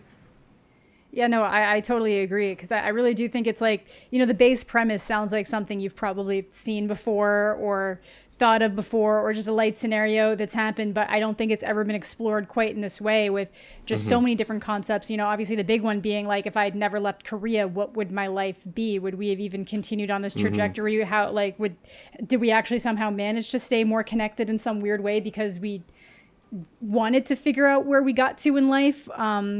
Just so many different things like that. And then you just kind of get the concept of Inyeon, which they actually, put in the trailer, and they make it sound really deep. And it is really like this deep concept of like, thousands of, if you feel this connection with somebody, if you come across somebody, it's because years ago in some kind of past life, you've like brushed shoulders with them, just a little thing like that. And it just that reverberates through time. And it sounds so beautiful. But then even in the movie, it gets played for like a joke at one point. And it's like, really, I just think it's so interesting how it's approached. And I can't think of any actors that would have been better in those roles either, especially the lead performance. Are so good. There's such good performances, Greta and it really, it hinges on that. And it's the intro, I think, that I love the most, where you can see them across from the bar, and it's other people talking about them, trying to figure out, doing that thing where you're at a bar and you're trying to figure out what's their deal, what's going on with them. So our first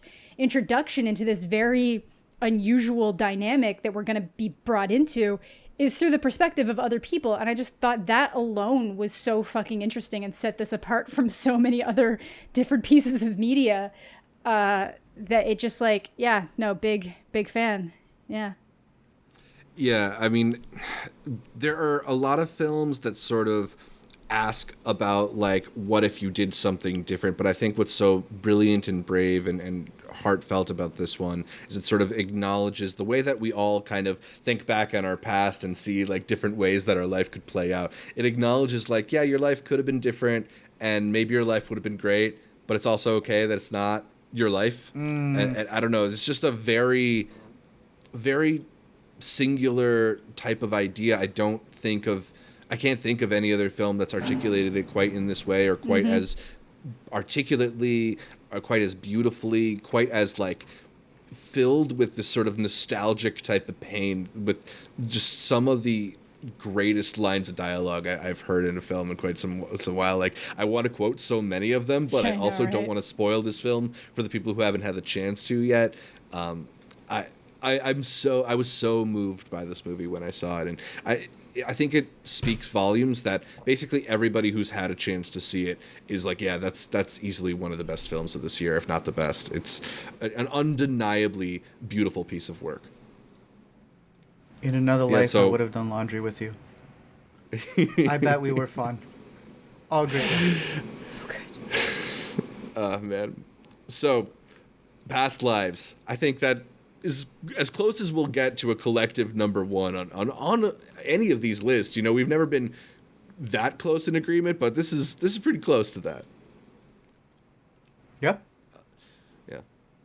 But I think that's about all for our list of the best movies of the year so far. You know, included a lot of honorable mentions and a bunch of movies that aren't even out yet. We'll be back in about 6 months to see where things ended up, see if any of these movies move up or down or off our list. Same list. It's kind of same exact list. We're They'll just going to be pause the similar. video again. They'll be similar.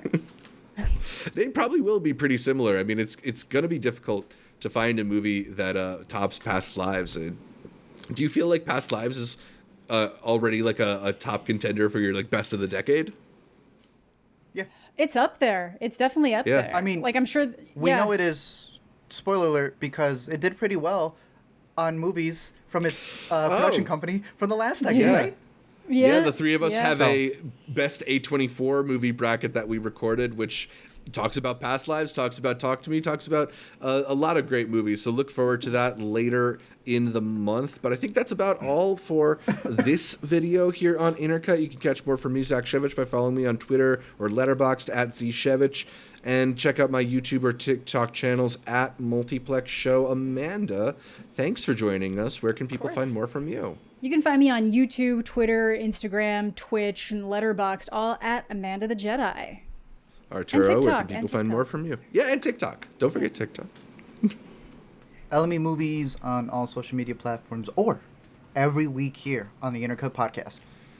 You can listen to every episode of the Intercut Podcast on iTunes, Spotify, SoundCloud, whatever your favorite podcatcher is. I like Overcast. And then make sure you subscribe not just to the audio, but to the video feed as well on youtube.com/IntercutPod, where you can watch our content faces as we break down the latest in entertainment. Find new episodes of Intercut every Monday. And please leave us a comment, like the video, and consider heading over to iTunes to give us that much requested 5-star review. We all want to see Amanda do motorcycle jumps. Shout out to our listeners in Canada for putting us on the film review podcast charts out there. Amanda's people. Like our Facebook, our Instagram, our Twitter. You can support our Patreon. Find all of those pages at Intercut Pod, as well as our Discord, which has a link. There's a link to it in the description below this video or this podcast episode. All those places are the best ways to get updates throughout the week from Arturo, from me, from Amanda, from all the guests that we feature here on Intercut. Thanks again for tuning in, and until next time, if this is the end, may as well have a little fun.